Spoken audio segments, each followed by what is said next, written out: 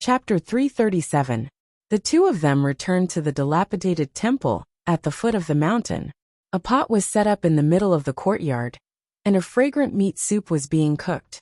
A group of orphans were holding large white steamed buns and eating the meat soup with relish. They had made it themselves. Seeing the two appear, the group of children stood up. Perhaps it was because they saw Xianping covered in blood. They looked at Yu Qianqiu with fear. They probably misunderstood Yu Qianqiu. Yu Qianqiu looked around the dilapidated temple and shook his head at Xianping with a strange expression. This was his nature. It was hard to change. Xianping pointed at the group of children and said, "Boss, they are all here." Yu Qianqiu nodded. "Leave them to me. There's no need to search for more people in the future. Quickly return to the general's mansion. When I'm not here, listen to Shi Xiaotian. Understood?" Understood. After seeing Yu Qianqiu's methods today, Xianping was completely convinced. Yu Qianqiu didn't say anything else. With a wave of his hand, the children in the courtyard disappeared along with the pot of meat soup. Then he himself also disappeared. Seeing that everyone was gone, Xianping immediately took off his clothes and put on a new set of clothes. He didn't stop to rest and flew toward the direction of the capital. This was the good thing about wooden people. They were stubborn. The moment Yu Qianqiu gave them a command, they immediately carried it out. Yu Qianqiu didn't stop to look for Ling Feng and Beizi. After taking in the people they had gathered, he told them what he told Xianping and returned to the general's mansion. Seeing him, Shi Xiaotian quickly asked, "How is Xianping?" "He's fine. He ran into a group of trash from the Daoyuo sect, but they've been dealt with." Yu Qianqiu walked to the table and drank a cup of tea.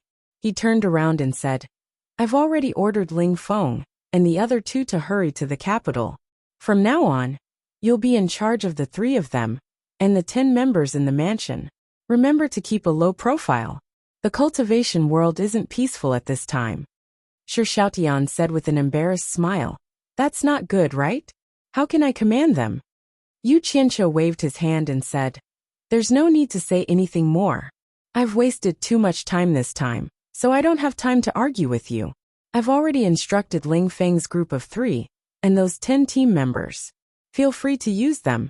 As for the restriction-breaking pill, arrange a time for them to consume it. Don't say that you can't even do this. There are more important tasks for you in the future." Shi Xiaotian's eyes lit up when he heard that. He had long desired to roam the cultivation world.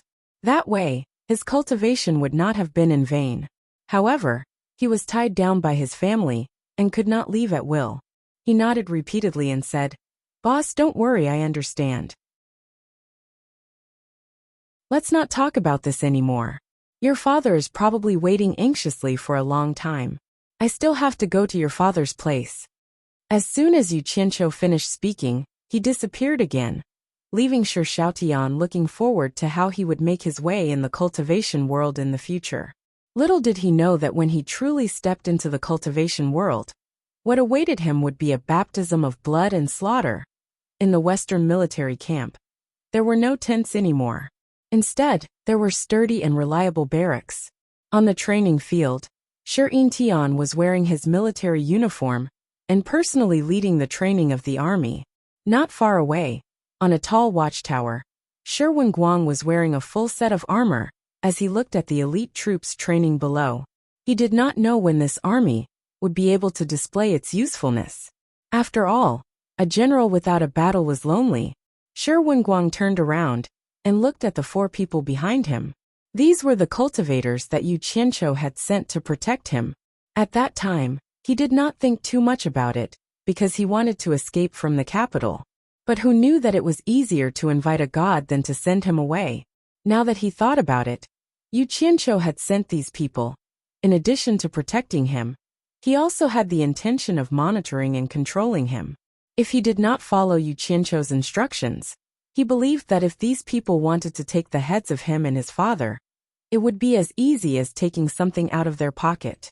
No matter how brave the soldiers in the army were, who could stop them? This Yu Qianqiu was really far-sighted. In the face of the sudden incident at that time, besides solving the problem, he actually made people unknowingly become his pawns. Shi Xiaotian looked in the direction of the capital and sighed in his heart. His wife and son were there. He did not know when he would be able to lead the army to the east and reunite with his family. But all of this depended on Yu Qianqiu, who had disappeared from the cultivation world for a long time. He would occasionally come in contact with some rogue cultivators. He had heard of Yu Qianqiu's big actions in the cultivation world. However, he hadn't heard any news about him for a long time. He didn't know where he had gone. "Chief!" Shi Wenguang suddenly heard a shout behind him. It took him a long time to react. He turned around and saw that it was Yu Qianqiu who he had been thinking about. Yu Qianqiu smiled and said, "General, what are you thinking about? Why are you so lost in thought?" Shi Wenguang did not answer. He cupped his fists and said, "So it's Mr." Taking this opportunity, Shi Xiaotian took a look at Yu Qianqiu, who was still dressed like a servant of his family. He did not know whether to laugh or cry. This guy was obviously a strong person, but he always appeared in front of him with a cowardly look. As the two of them spoke, they leaned on the wooden railing of the sentry tower. As far as their eyes could see, there were no clouds in the blue sky, and the sun was shining brightly.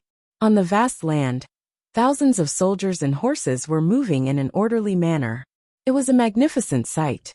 Looking at the extraordinary martial arts practice below, Yu Qianqiu sighed. "General is really good at leading troops. I believe that General is already prepared to lead the army to the east." A trace of joy flashed in Shi Wenguang's eyes. He threw off his cloak and waved his hand at the people below. He said in a heroic manner, "My millions of soldiers are ready for battle, and we have sufficient provisions. As long as Mr. is ready, we can lead the army to the east at any time. I guarantee that in less than a year, we will be able to conquer the whole of China." "Good," Yu Qianqiu applauded. "The name of the pillar of the state general is known to the world. Wherever the general points his sword, the army will look down on them. Who dares to stand in his way? Naturally, he will be invincible." But Yu Qianqiu's tone softened a little. He smiled and said, "The time is not right yet. General needs to be patient for the time being. But don't worry, General. The day will not be too far away." Shi Wenguang thought that he had brought good news. But when he heard that, his heart turned cold again. Yu Qianqiu smiled and took out the letter Shi Xiaotian gave him. He handed it over and said, "This is a letter from General's family. I believe it will make General feel better." Shi Wenguang took the letter and shook his head. He sighed, "I wonder when my family will be reunited." Although he said that, he knew that his family was also in Yu Qianqiu's hands. He had no choice but to listen to him. "I almost forgot to tell General a piece of good news. I believe Madam has mentioned it in her letter. But I still want to congratulate General in advance." Yu Qianqiu smiled. "General's eldest daughter-in-law is pregnant. General will be a grandfather soon." "Really?" Shi Wenguang was overjoyed. He immediately found the letter from his wife and read it carefully. Yu Qianqiu did not disturb him. He waved to a few of his men, and they went down the watchtower together. Shi Wenguang read the news that he was going to be a grandfather in the letter. He was overjoyed. But when he saw the date at the end of the letter, he was stunned. Wasn't this letter written today? How did it get here within 6 hours? From the capital city to here, it was such a long distance. He immediately thought of Yu Qianqiu's supernatural power. He couldn't help but gasp. When he came back to his senses, he looked around and saw the 4 bodyguards climbing up again. One of them bowed and said, "General, our leader has some matters to attend to and has to leave first. He asked us to bid farewell on his behalf." Shi Wenguang waved his hand in a daze. He thought, "It's over. My grandson is going to fall into that guy's hands again." Chapter 338. Within the twilight valley of the Fei region, a strange yet majestic blue flame was blazing. Yu Qianqiu, who had left the western barracks, had returned here. This was for no other reason than that he had used up most of the blue fire elemental essence in his body. He needed to replenish it so that he could defend himself if something unexpected happened. Looking up at the azure flames, Yu Qianqiu walked up to them. Stretching out his palm, he circulated the star flame fire art, and dense azure fire elemental energy flowed into his hand. As he was happily absorbing, An angry roar suddenly rang out in his mind. Fire thief, it's you again. Startled, Yu Qianqiu looked down into the eye of fire. This voice seemed to belong to the Fey child underground, who was not afraid of fire. In his days, a force cut off his absorption of the fire elemental energy. Needless to say, it was the little Fey down below. Yu Qianqiu raised an eyebrow and coldly snorted. Little Fey, I'll let you steal it. Without another word, he bent his body and leaped into the azure flames. His limbs spread out as he floated in the flames. The starflame fire art madly circulated, and the fire elemental energy continuously flowed into his body. What a shameless fire thief, hurry up and stop. The child's voice in his mind immediately began to curse. Unfortunately, it didn't seem to know much about cursing, and only repeated the same few words. How could such words pierce through Yu Qianqiu's skin? Yu Qianqiu didn't even blink as he continued to absorb. He concluded that the person down below couldn't come out, or else they wouldn't just be talking. The child's voice seemed to grow weaker and weaker until it was pleading. Kind fire thief, I beg you, please don't absorb anymore. If you do, it will be very difficult for my little brothers and sisters to wake up. In the end, the voice slowly faded away. Yu Qianqiu didn't care about the life or death of the Fey. He inhaled until he was full and floated back to the shore. As soon as he withdrew the fire art, 2 azure flames flickered in his eyes. His entire body was filled with vigor, and he stretched comfortably before suddenly disappearing from the spot. When Xiao Chun reappeared, he was already at the sea 50 kilometers away from the fiendish ghost domain. He looked around, but did not find anything strange. The long sword on Yu Qianqiu's back popped out. He jumped onto the flying sword and flew out from the craggy rocks towards the southern sea purple bamboo forest. He did not know what Bai Changchun wanted him to do, and how long it would take. Therefore, he took the risk of delaying some time, and went back to deal with his personal affairs first. Otherwise, he would never be able to calm down. The vast South Sea was boundless. Birds flew in the sky, blue waves surged to the heavens, and occasionally, whales and sharks showed their backs. Riding on a flying sword, riding on the sea breeze, the blazing sun like fire, the rolling waves of the blue sea, sleeping during the day and rising at night, the bright moon attracting the stars. Yu Qianqiu flew alone above the vast sea for 2 days and nights. He estimated that he was about to reach the location Bai Changchun had mentioned, but he still didn't see that bullshit southern sea purple bamboo forest. He couldn't help but feel a little confused. Don't play with me. Old man Bai wasn't that humorous. Standing on the flying sword, he looked around with his hand on his forehead like Monkey Sunday. He didn't even see a small island. How could there be a purple bamboo forest? Suddenly, an indistinct white fog in the distance caught his attention. He quickly flew over on his flying sword. When he was in the sky, the vast sea of fog below made his eyes light up. He had stayed on supporting Immortal's Island before, and there was a similar island protection formation there. Other than defending against enemies, it also had another function. In the words of his previous life, it was to prevent natural disasters such as typhoons and tsunamis. This was probably the legendary southern sea purple bamboo forest. Damn, I finally found it. It's not fun to go for a ride on the sea for a few days. Yu Qianqiu patted his chest in relief. When he got close to the sea of fog on his flying sword, he circulated his primordial qi and shouted, "May I ask if this is the southern sea purple bamboo forest?" His voice rolled into the sea of fog. After a while, there was no response. Yu Qianqiu wanted to barge into the island protection formation to take a look, but he was worried that it was a killing formation. He couldn't help but wonder if the owner wasn't home, or if his voice was too soft. Thus he shouted again, "May I ask if this is the southern sea purple bamboo forest? Is the owner home?" Who? Is there an end to that broken voice? Why are you shouting in the middle of the day? Can't you let me sleep? Leave now, this is not the southern sea purple bamboo forest. A lazy and impatient voice came from the sea of fog. It didn't sound loud, but it made Yu Qianqiu's ears ring. Yu Qianqiu was shocked. What a high cultivation level. Then he was stunned again.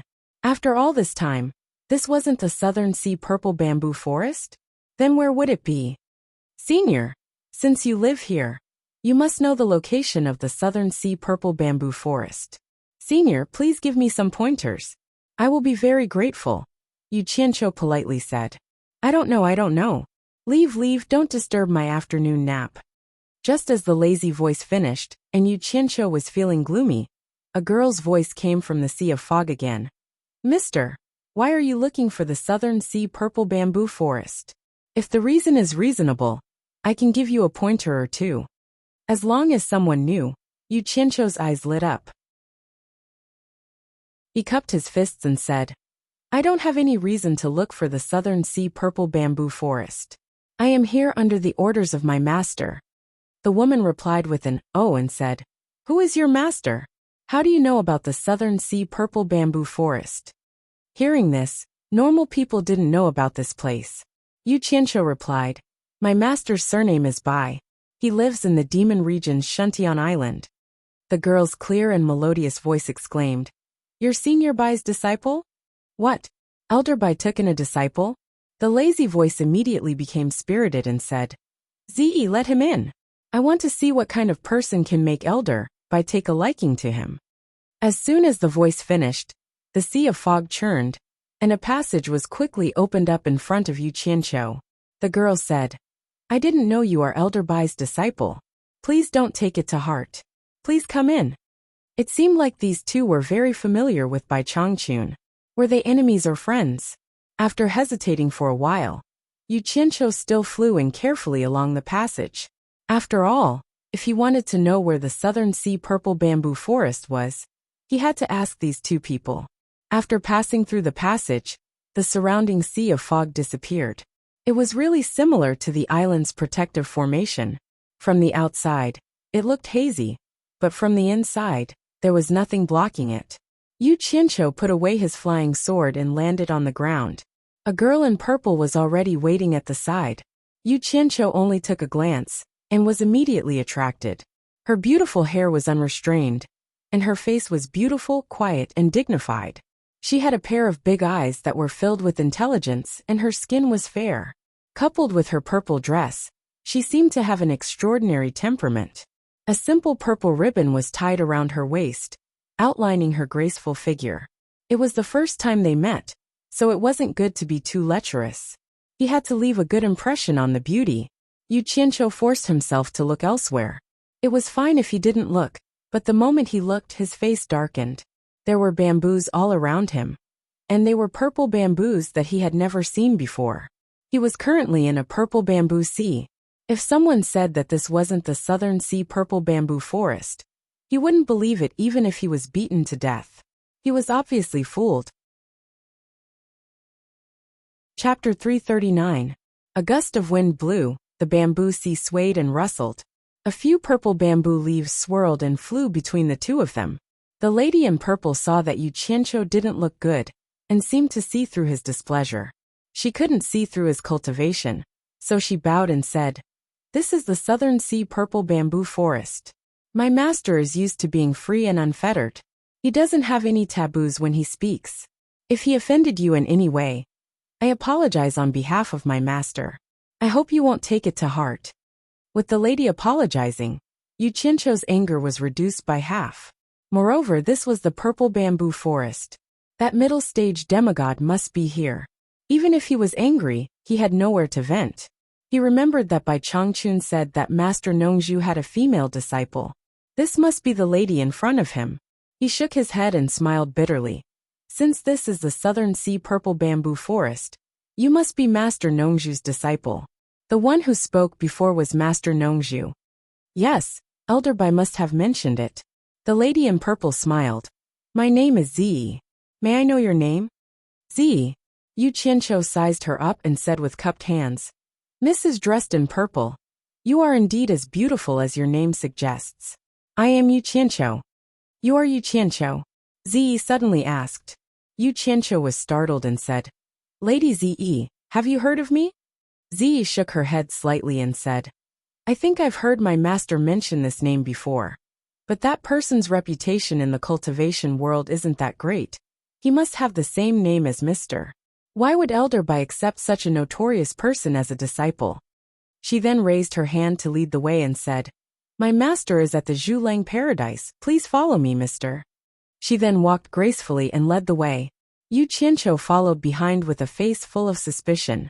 He thought to himself, is there anyone else called Yu Qianqiu in the cultivation world other than me?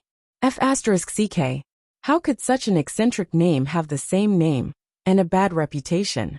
No, if I have the chance, I must get rid of this person, lest he ruin my reputation, especially in front of a beauty. Within the bamboo forest, there was a 1-meter-wide path that seemed to be paved with cobblestones. The winding path led deep into the bamboo forest. Walking on the small path, the bamboo forest on both sides was so dense that it was almost impossible to see the sun. Occasionally, the sunlight would shine on the thick layer of bamboo leaves, giving off a special feeling. As Ze walked past, the scattered purple bamboo leaves on the path automatically drifted into the bamboo forest on both sides. Seeing such a strange scene for the first time, Yu Qianqiu could not help but look around. The purple bamboo was indeed beautiful. Some were slender, some were noble, and some were like the belly of a Buddha. They were probably rare species, and he had to find a chance to transplant some of them to Utopia. Just as he was thinking this, he passed through the bamboo forest. Suddenly, a courtyard appeared in the depths of the bamboo forest. It was purple in color, and was made from purple bamboo. Several houses were connected to each other, and there were even a few bamboo pavilions in between. The layout was very elegant. There was a purple bamboo fence outside, and on the porch archway that was connected to the small path, there was a plaque that was so purple that it was almost black. On it was written Bamboo Paradise. This plaque was most likely made from an old piece of purple bamboo that had been cut in half. In the bamboo courtyard, there was a faint purple aura lingering around. It looked like a paradise on earth. Some unknown birds were leisurely jumping around inside, and they were not afraid even if people came. Yu Qianqiu suddenly noticed a middle-aged man leaning lazily at the entrance of the main house, looking at him curiously with a burning gaze. Yu Qianqiu also looked at him. His first impression could only be described with one word, and that was handsome. Although he looked middle-aged, he was definitely a handsome man. He was tall, neither fat nor thin, just right. He was dressed like a scholar, and there was a purplish-black bamboo flute hanging on his waist. His hair was tied up on top of his head, and his hair was black and shiny. His starry eyes were bright, and his sword-like eyebrows made him look even more heroic. The bridge of his nose was tall and straight, and his cheeks were thin. His slightly thin lips formed a slight smile, and there were 2 dimples on both sides of his cheeks. His face showed a sense of vicissitudes, and it was a pity that it was destroyed by the laziness that he emitted. However, there was no doubt about the special charm of this kind of man. In addition to his outstanding appearance, he was definitely a handsome man. He was a super handsome man, and not a beautiful man. He was the kind of man that even men had to admit was handsome. Yu Qianqiu felt a wave of sadness in his heart. There was actually such a handsome man in this world. How could other men live? This kind of man was a scourge if he went out. He was the kind that specialized in scourging women and young girls. Women would probably fall in love with him once they saw him. A scourge. A big scourge. However, his cultivation was so high that it was frightening. It really made one speechless. Ze raised her hand and pointed. This is my master. Yu Qianqiu took 2 steps forward and bowed respectfully. Junior Yu Qianqiu greets Mr. Nongzhu. Don't be so polite.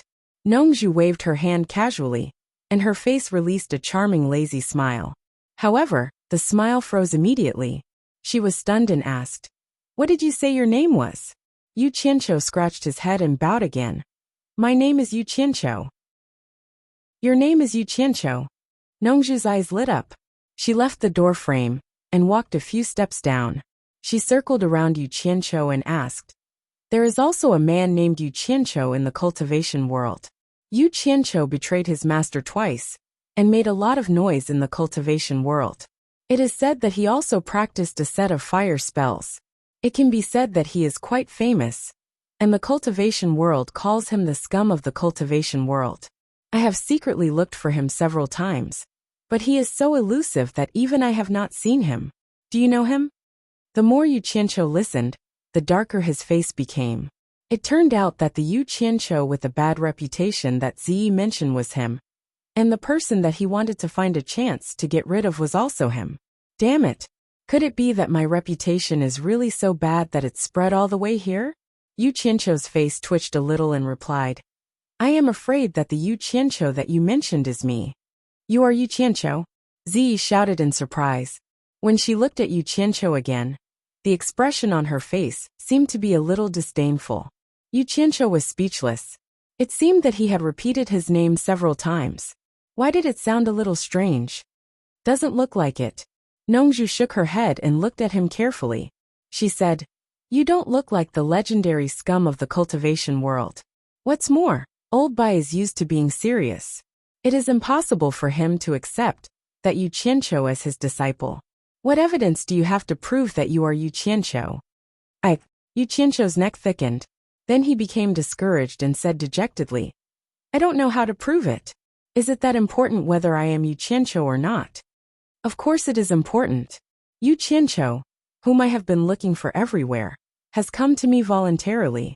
Of course, I have to verify your authenticity. Nongzhu pinched her chin and said, I have a few questions to test you. If you pass, you can prove that you are Yu Qianqiu. Yu Qianqiu felt dizzy. How could he meet such a person? He looked like a decent person. Was there something wrong with his brain? He wanted to find a place to bang his head against the wall. Nongzhu said seriously, Let me ask you, which teacher is Old Man Bai? The third. Yu Qianqiu replied weakly. Ziyi frowned, and her gaze towards Yu Qianqiu was filled with disgust. Yes, that's the right answer. Nongzhu nodded and asked, Which sect did you join first? Kuang-sung. Well, that's right. Which sect did you join second? Fuxian Island. Well, not bad. After you joined the second sect, did you do anything wrong to the first sect? No. Well, that's not right. Didn't you kill the grandson of the first sect leader? I did. You didn't kill the grandson of the first sect leader? I did. That's right. The first sect leader was also killed by you, right? It's said that there were a bunch of other sect members. I did. TSK. He abandoned his own sect to join another sect, and then turned around and killed his former fellow sect members. He even killed the previous sect leader. Don't tell me that doing this is not letting down his original sect. Yu Qianqiu was speechless. It was Kuang-sung who did wrong to him first. He never felt that there was anything wrong with what he did. But when this guy asked him, even he felt that he had done something disgraceful, let alone in the eyes of others. Forget it. I don't have anything in common with this psychopath, and there's no need to explain. He shook his head and said, No. Ziyi frowned again. She didn't even look at Yu Qianqiu. Nongzhu's eyes lit up. He nodded and said, Now I believe that you are the scum of the cultivation world. The truth is right in front of you, but you still dare to lie. You are indeed the scum of the cultivation world. Wait a minute. He suddenly asked in confusion. Didn't you tell Old Bai about what you did? Otherwise, how could he accept you as a disciple? Yu Qianqiu wanted to catch this guy and beat him up. But if he did, he would definitely be beaten up. So he gritted his teeth and said, I have told my master about all these things. I didn't hide it from him. That's strange. Did Old Bai change his mind? Nongzhu asked curiously. He thought for a while and shook his head. He probably didn't understand. Then he said, I heard that you have practiced a powerful fire spell. Can you show it to me? It's the best way to prove that you are Yu Qianqiu. Yu Qianqiu couldn't stand it anymore. Even if his cultivation was high, he didn't have to torture him like this. He took a deep breath and said word by word in a deep voice, Mr. Nongzhu, what do you want? Did I offend you in some way? Humph. Ziyi snorted. This is not Shuntian Island. No one will be polite to you. Show it to me. Don't make yourself unhappy. It's okay. It's okay. Ziyi, don't talk nonsense. Nongzhu tried to smooth things over. Yu Qianqiu, I don't mean anything. I just heard that you used the fire spell when you were in the core bearing stage and scared away a cultivator in the crossing calamity stage. I'm really curious. I want to see what's so special about your fire spell. I really don't mean anything else. Why don't you show it to me? He had to lower his head when he was under someone else's roof. Yu Qianqiu's face turned livid. He said indifferently, Yes, sir. As soon as he finished speaking, he emitted a wung sound, and his entire body emitted a green flame, dyeing the surroundings into a green color. Chapter 340. The sudden appearance of the green light immediately frightened the birds in the courtyard and caused them to scatter in all directions. Yu Qianqiu silently stood in the middle of the fire with his sword behind his back, allowing the green flames around him to wantonly spew out. He himself was like the source of the burning fire, like a dream or an illusion. This scene seemed a bit unreal. Nongzhu and Ziyi were shocked at first, but then they realized something was wrong. The fire on Yu Qianqiu looked strange and fierce, but they could not feel any warmth. After a moment of silence, Ziyi said coldly, "What overbearing fire spell? It looks weak. I think it's just an illusion." Yu Qianqiu turned his head slowly, and his emotionless eyes met Ziyi's. Ziyi's heart skipped a beat. His eyes were so cold. She didn't know that Yu Qianqiu felt that he had been humiliated time and time again, and that he had already reached the critical point of exploding. He really wanted to let her know whether his stellar flame fire technique was just an empty shell. He was so angry that he needed to let it out. "Hey, I heard that the fire you use with your fire art is red. Why is it green?" Nongzhu frowned and said, "Yu Qianqiu, did you not use your most powerful fire spell? Don't hide it. Show me what you're good at. I want to see that." The green fire was stirred. Yu Qianqiu said slowly, "It's not that I want to hide it, but I'm afraid that if I use it, your purple bamboo forest will be destroyed." Oh. Nongzhu looked around the purple bamboo forest, and then looked at Yu Qianqiu seriously. She suddenly said strangely, "Hee.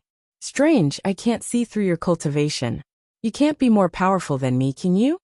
"You just noticed it now." Ziyi snorted. "His cultivation can't be higher than Master's." "Master, I was right. He's good at using illusion." "Ziyi, don't talk nonsense. The world is big, and there are many extraordinary people. Old Man Bai is proud and arrogant, and his cultivation base is even higher. There must be a reason why he chose him." After reprimanding her disciple, Nongzhu smiled at Yu Qianqiu and said, "As long as I'm here, I can protect this purple bamboo forest. Yu Qianqiu, don't worry about using your fire spell. I really want to see it." As a cultivator at the middle stage of Huashan, her words were full of confidence. Yu Qianqiu nodded his head slightly, indicating that he would obey the order. He thought to himself, "I must burn this entire purple bamboo forest today, or else I will never be able to vent my anger." Seeing that Yu Qianqiu agreed, Nongzhu's eyes brightened. She retreated with Ziyi and watched Yu Qianqiu's actions. Yu Qianqiu didn't do much. He simply clenched his fists, his knuckles cracking, and he exhaled. However, the azure flames on the surface of his body began to fluctuate restlessly. A wave of scorching heat suddenly spread out. Yu Qianqiu did not say anything, and rapidly pushed the temperature to the highest. Today he vowed to let this master and disciple know how powerful he was. Starting from his feet, the ground was scorched black, and it continued to expand. The sudden appearance and rapid change of the temperature caused Nongzhu's pupils to constrict. As if remembering something, she exclaimed, "Twilight Valley's blue flame, it's blue flame. No, it's even more tyrannical than the blue flame." It seemed that he also knew about the demon ghost realm's blue flame. The moment such tyrannical heat appeared, the first to bear the brunt of it were naturally Nongzhu and Ziyi. Ziyi quickly circulated her energy to resist, and a ring of light rapidly formed around her. This was her stellar energy barrier. Normally, for a stellar energy barrier to appear in the form of a ring of light signified that the person's cultivation had reached the final stages of the tribulation.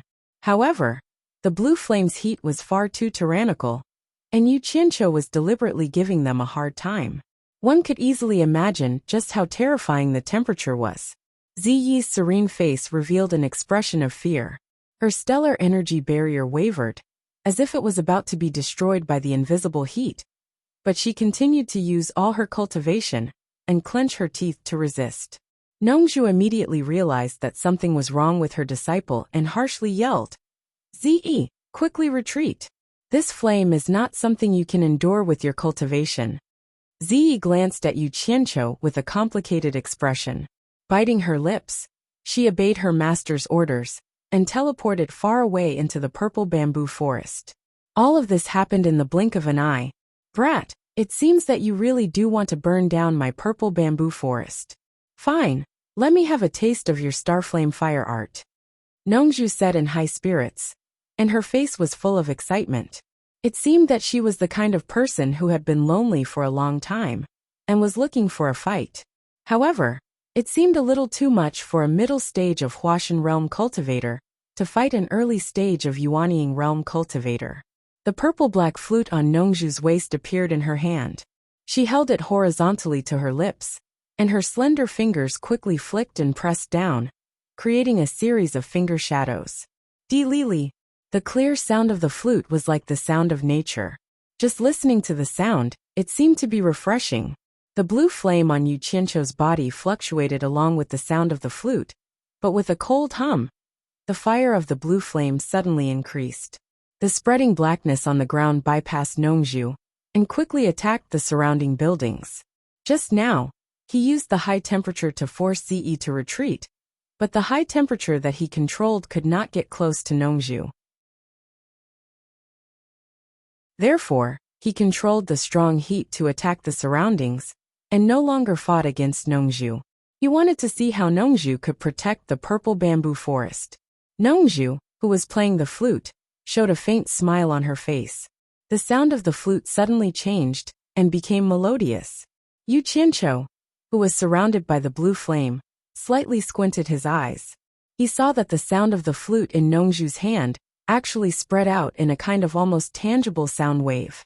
It could be seen with the naked eye, and quickly formed a transparent ball in a certain range, blocking the invasion of the high temperature to the buildings and wrapping the two people in it.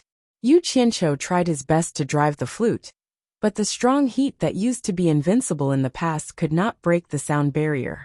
Don't steam the steamed buns, fight for your dignity. Yu Qianqiu clenched his fists and made a cracking sound.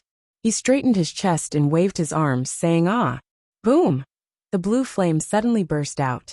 He no longer fought against Nongju with the high temperature, but wanted to directly break the sound barrier with the fierce blue flame. In an instant, the transparent ball formed by the sound barrier was suddenly filled with the blue flame. Looking from the outside, it was like a blue ball with a diameter of dozens of meters emitting blue light. Ze, who was in the purple bamboo forest, witnessed all of this, and her beautiful face turned pale. The high temperature just now still made her feel a lingering fear. If she was engulfed by this fierce green flame, she really didn't know if she would be able to endure it. In fact, her concern was unnecessary. If she really fought with Yu Qianqiu's cultivation, it would be very difficult for him to hurt her, no matter how strong the blue flame was. She couldn't just stand there and let Yu Qianqiu burn her with fire. The strong blue flame could not break the sound barrier. On the contrary, Nongju was still playing the flute with a smile on her face. When the flame was 1 meter away from him, it was difficult for it to move an inch. Yu Qianqiu knew that he was already giving it his all. He couldn't help but bitterly smile in his heart. This soul formation cultivator was truly extraordinary. Just a simple flute, and he couldn't do anything about it. If the other party were to retaliate, Nongju really started to fight back. The sound of the flute suddenly became rapid, and Yu Qianqiu immediately felt a strong pressure coming from all directions. The sound barrier ball wrapped in the blue flame was shrinking slowly. It seemed that Nongju was going to send the blue flame back to where it came from. Yu Qianqiu wanted to fight back, but he immediately felt that the blood in his body was swelling, and his ears were buzzing. The blood in his chest seemed to be about to spurt out from his throat. His eyes were red and had a tendency to bulge out. He knew that with his cultivation, he couldn't fight back at all. It was time to stop, or he would be seriously injured even if he didn't die. In a second, the released strong blue flame was quickly sucked back into his body. Chapter 341. After the blue flame faded, the transparent sound barrier disappeared. Nongju stopped playing the flute and looked at Yu Qianqiu meaningfully. She smiled and said nothing. She held the purple and black flute in her right hand and twirled it between her slender fingers dexterously. Yu Qianqiu even suspected that this was how he got his title of Mr. Nongzhu. Strange. Strange. You were able to hide the blue flame in your body and control it so freely. It's hard to imagine how you managed to cultivate it. Nongzhu's face was full of amazement. He then asked, "Does this blue flame come from Twilight Valley?" Yu Qianqiu silently nodded. Senior's cultivation is truly unfathomable. I overestimated my own abilities and overestimated the power of the blue flame. Nongzhu shook his head and smiled. After this test, I knew that you were only at the nascent soul stage. You don't need to take your defeat to heart. It would be strange if I couldn't even suppress you. To say that my cultivation is unfathomable would be an overestimation. In the entire cultivation world, I can't think of anyone with a more unfathomable cultivation than your master. As for the blue flame, it has already transcended the realm of ordinary flames and can never be overestimated. It's not that the blue flame isn't powerful, but that the difference in cultivation between you and me is too great. Did your master ever tell you about the blue flame? Master didn't, but Healy did tell me that this blue flame is one of the legendary 3 true flames. As for the rest, I don't know, Yu Qianqiu said. Healy, Nongzhu muttered and suddenly smiled. Your master accepted you as a disciple. Is he all right? It seemed that he still didn't know that Healy was dead. Yu Qianqiu bluntly said, I already killed Healy. What? You already killed Healy? Nongzhu cried out. After a moment of silence, he didn't ask Yu Qianqiu why Healy had been killed. He only sighed. It's good that he's dead. It's not easy to cultivate to become a human, and you still have to rely on being a human all day. Isn't that tiring? Let's not talk about him. You know this place, because your master told you to come here, right? Yes. Yu Qianqiu nodded. Nongzhu smiled bitterly and said, Your master Shifu must be plotting something against me again. When the time comes, he can just leave, but you want me to stay with you in the realm of demons. It's ridiculous. Did he ask you to come and get to know me so that we can get along in the future? Yu Qianqiu nodded, then shook his head and said, Master did say something like that. But this time, he said that he has something for me to do. As for what it is, Master said that when I find you, you will tell me what I should do. Nongzhu, who was shaking her head, was stunned. She held the flute in her hand tightly.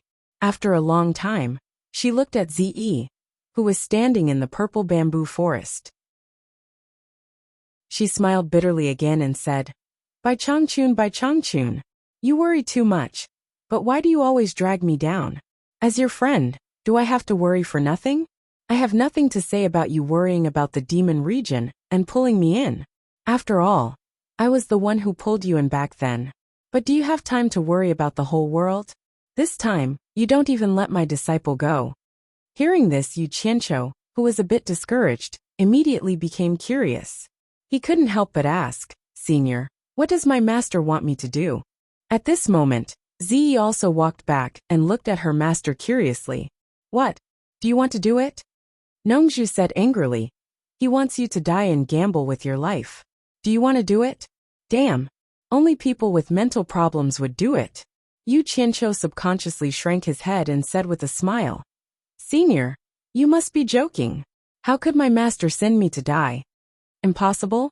Nongzhu sneered and said, Then why didn't your master tell you what to do in person, but asked you to ask me? I think he was too embarrassed to tell you.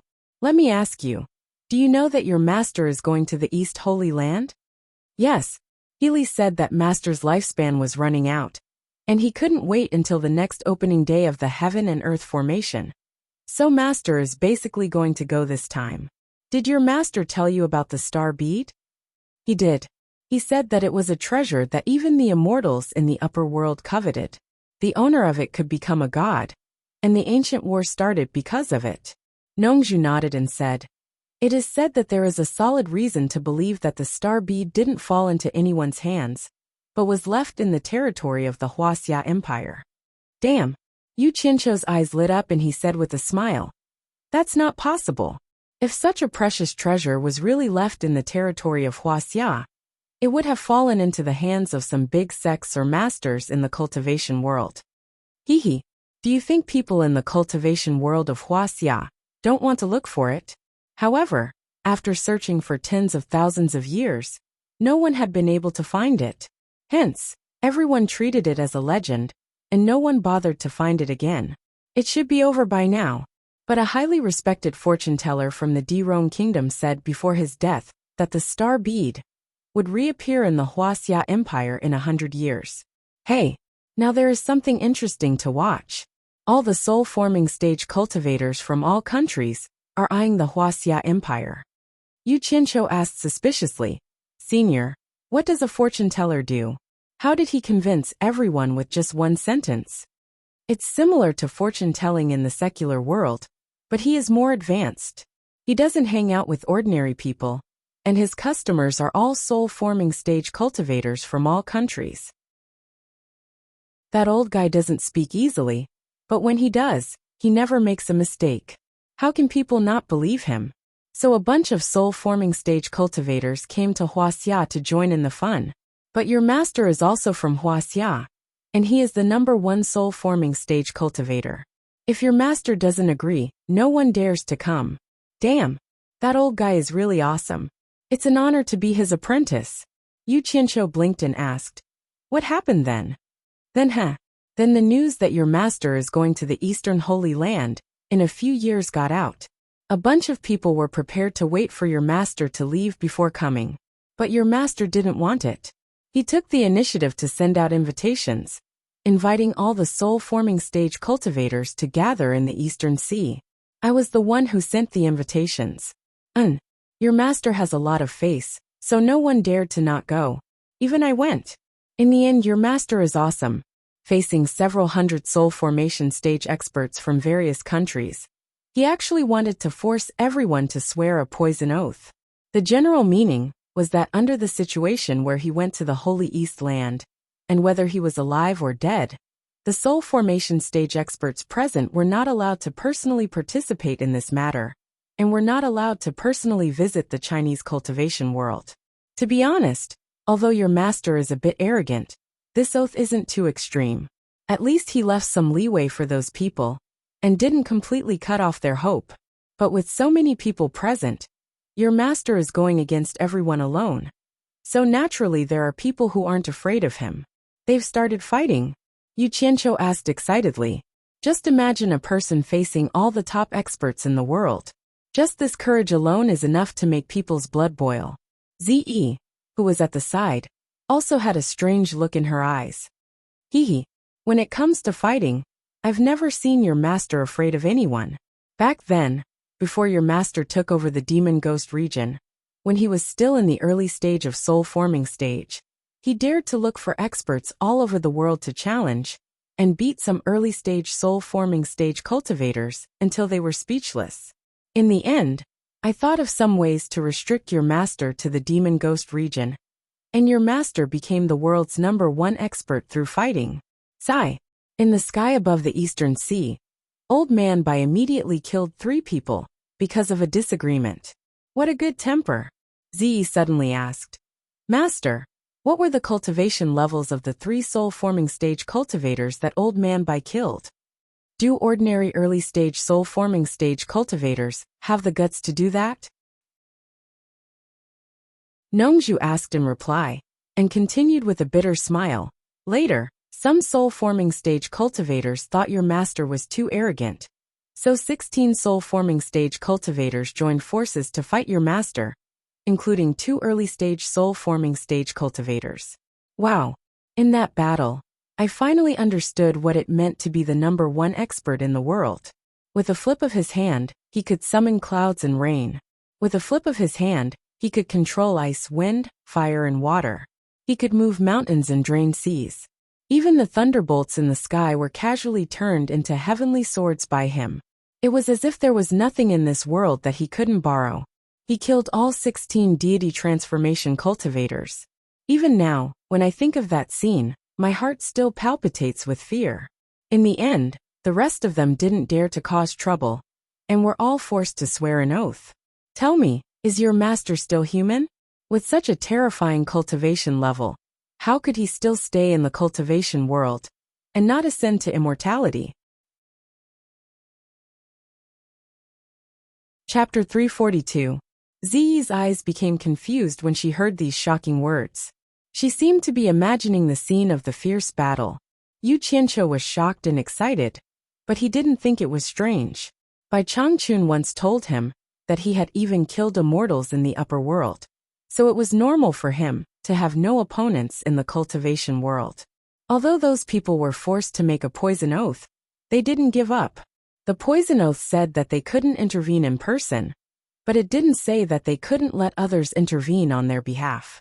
Therefore, the masters of the soul formation stage from various countries sent their disciples or subordinates to Huaxia. However, in the eyes of the Huaxia cultivation world, they were the orthodox cultivation world, and everyone was responsible for defending and protecting their own land. A group of foreign cultivators had no choice but to join forces to gain a foothold in the Huaxia cultivation world. So they found the father and son of the Yin family, who were attacked by the righteous and evil sects. The father and son of the Yin family were in danger, so they were happy to have help from a group of strong cultivators. As Nongzhu spoke, she suddenly said with a teasing smile, "Yu Qianqiu, I heard that the father and son of the Yin clan were forced into a corner by you. That's why they became enemies with the righteous and demonic Tao." Ziyi looked at him curiously and wondered why it had anything to do with him. Yu Qianqiu was thinking about what the Enchantress of Allure said a few days ago. It turned out that there was a reason behind those people's arrival. But after hearing Nongzhu's words, his face suddenly became serious, and he denied flatly, "Slander. This is pure slander. In fact, the father and son of the Yin family have been enemies with the righteous and evil sects for a long time. I'm just too upright, and I really can't stand such despicable behavior, so I revealed the truth." Nongzhu smiled and said, "I don't know whether you're upright or not.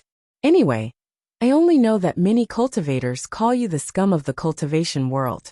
I guess that once you showed up, many defenders wanted to kill you, especially the Daluo sect. I heard that you killed the son of the head of their sect. Alas, the Daluo sect was probably going crazy at that time.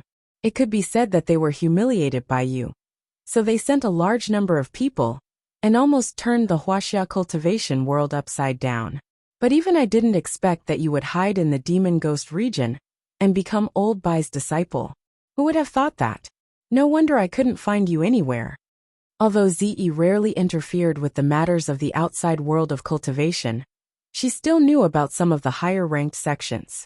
This fellow in front of her actually dared to kill the son of the Daluo sect's sect master, which was ranked second in the righteous Tao. Yu Qianqiu's expression is a little unnatural, but he still quibbles. "These are all rumors, it's not worth believing." Haha. Nongzhu shook her head and laughed. "Look at this. The cultivators from the other countries were forced to go because of your master, and the Yin father and son were forced into a corner by you. Now that these two groups of people are together, an old man Bai has become your master and disciple, this mess. I just realized that you two master and disciple are really a perfect match. Both of you are extremely daring people. Sigh. Where there is a cause, there is an effect. But what does that have to do with me? You two master and disciple should solve the problem yourselves. What right does old man Bai have to drag me into this? This is outrageous." "Master, what does old man Bai want you to do?" Ziyi asked. Nongzhu frowned and said, "The cultivation world of Huaxia is undoubtedly the most powerful country in the entire cultivation world. Although the other countries are not as powerful as Huaxia individually, if they unite, they will definitely be more powerful than Huaxia. Usually, these hundreds of countries can't unite, but the temptation of the star bead is too great, and Huaxia is too xenophobic, so they have no choice but to unite. This time, those who came to meet with the Yin father and son are only the vanguard. Once the war starts, strong reinforcements from other countries will come continuously." Although old man Bai was in the demon region, deep down he saw himself as a part of Huaxia. However, when he forced everyone to swear an oath in the East Sea, he had also said that he would not interfere in this matter personally, or the oath would be voided. Now what was originally a matter between soul-forming stage cultivators has become a matter of the whole cultivation world. Sigh. Because of old man Bai, the whole cultivation world is going to be in chaos. and the cultivation world of Huaxia has become the target of public criticism. It's in a precarious situation. The three of them had their own thoughts. After a long time, Ziyi suddenly asked, "Master, did you take the oath at that time?" Hearing this, Nongzhu's face showed a trace of pride, and she said, "Based on my relationship with Old Man Bai, he won't make things difficult for me." Ziyi, don't get the wrong idea. It's not because I didn't take the oath, but because he wants me to solve this problem. Even if he wants me to do that, I won't do it. Once I do that, I will become the enemy of all the soul-forming stage cultivators in the world.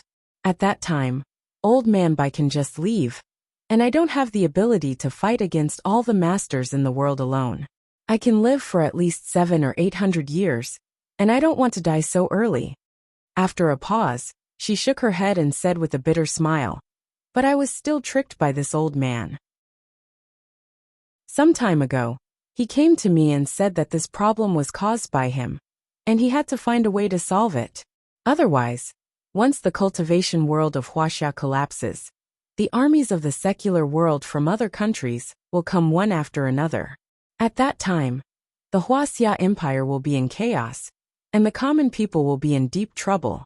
I don't know how many people will die because of this, so he has to find a way to protect the cultivation world of Huaxia. I know he's a proud and aloof person. Although he's invincible, he doesn't have many friends, and I'm his only friend. He's looking for me because he needs my help. But as I said before, it's impossible for me to personally intervene in this matter. So I asked him, what are you going to do now that things have come to this? Yu Qianqiu, do you know what your master said? Damn it! What do you mean by that? Don't tell me you want me to go against the whole world. Isn't that courting death? I won't do it even if you beat me to death.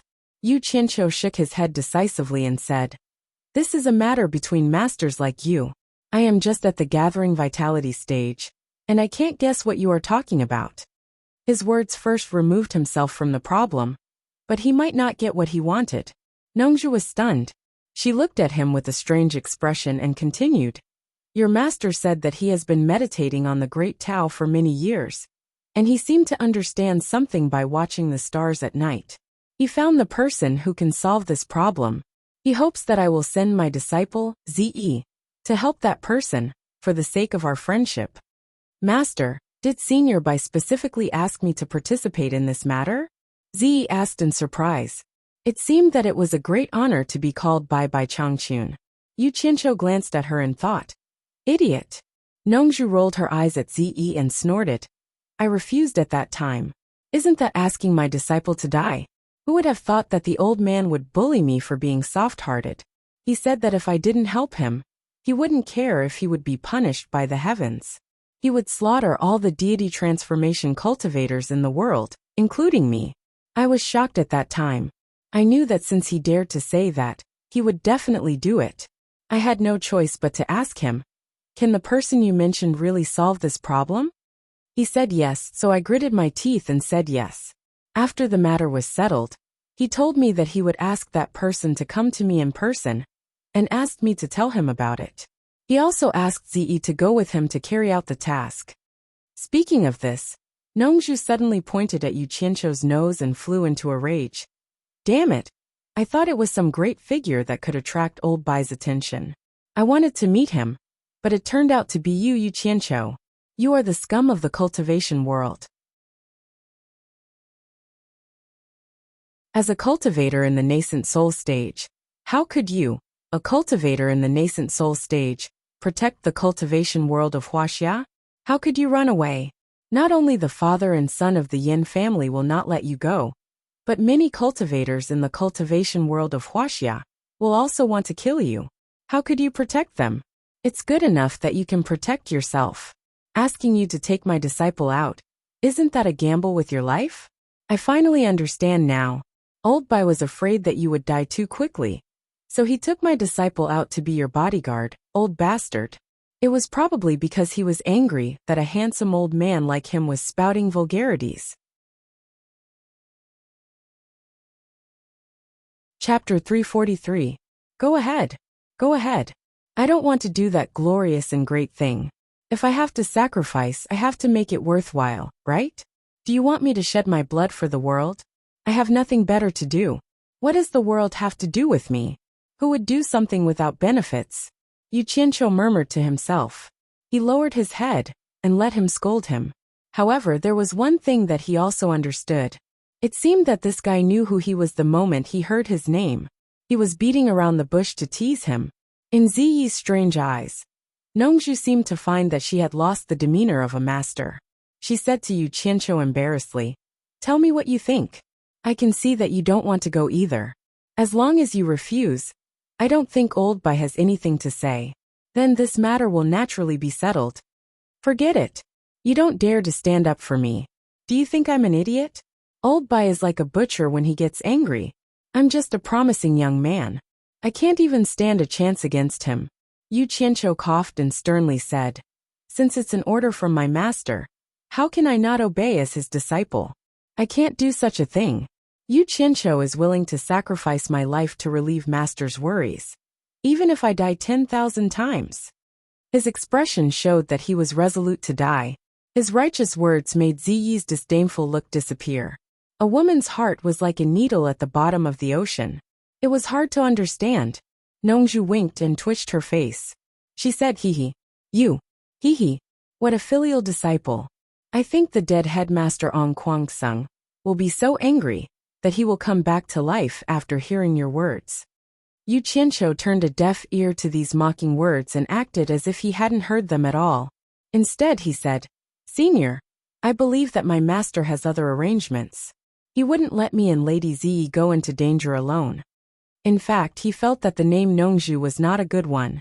Usually, when he called a senior, he would add the honorific surname in front of the word. For example, Senior Zhang, Senior Lu, and so on. As for Nongzhu, if you give him an honorific surname, he will become Senior Nongzhu. Senior Nong? Yu Qianqiu couldn't bring himself to call him that, so he just called him Senior. Old Man Bai has other arrangements? Nongzhu's eyes lit up and she asked suspiciously, "How do you know? Did he tell you something?"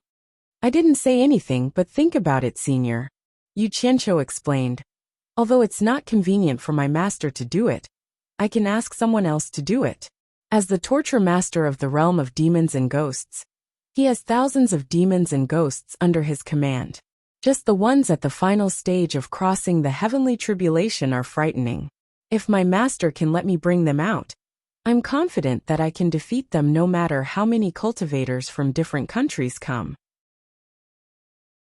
Nongzhu looked him up and down and said disdainfully, "What kind of sweet dream are you having? Was there something wrong with his brain? You're Bai Changchun's disciple. How can you release the demons and ghosts in the realm of demons and ghosts at will?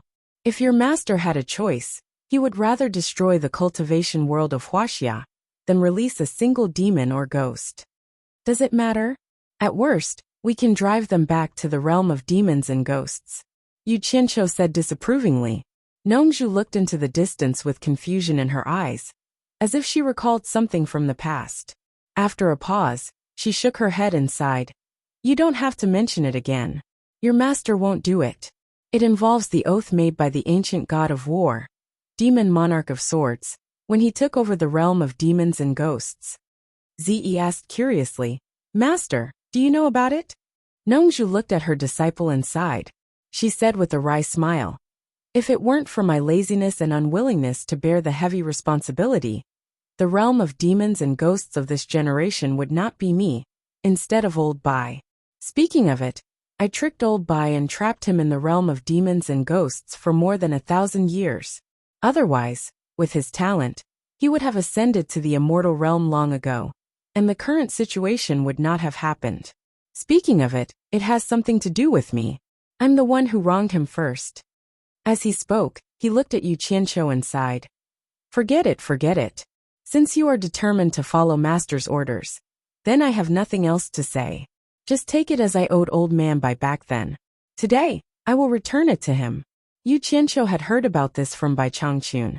He knew that Nongzhu should have been the realm of demons and ghosts of this generation, but he didn't know what had happened during this period.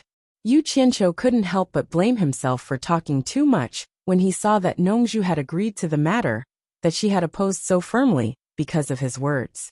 Previously, Nongju had wanted him to stand up and refuse. Yu Qianqiu had said that he was righteous, but he had the same idea. He was eager for Nongju to stand up and refuse. But he had thought it through. It didn't matter. I'll do what I should do when I go out. I can't be so stupid as to hit a stone with an egg. Getting rich quietly was the way of the king. Yu Qianqiu, come with me. I have something to say to you. Nongju said hello to him and walked to the purple bamboo forest outside the courtyard. Yu Qianqiu was startled. What kind of words couldn't be said here? He looked at Ziyi, who had turned her face to the side. He immediately understood that Nongju wanted to have a private conversation with him and didn't want her disciple to hear it. He was a little curious, so he quickly followed her out. The two stopped on the path of the purple bamboo forest one after the other.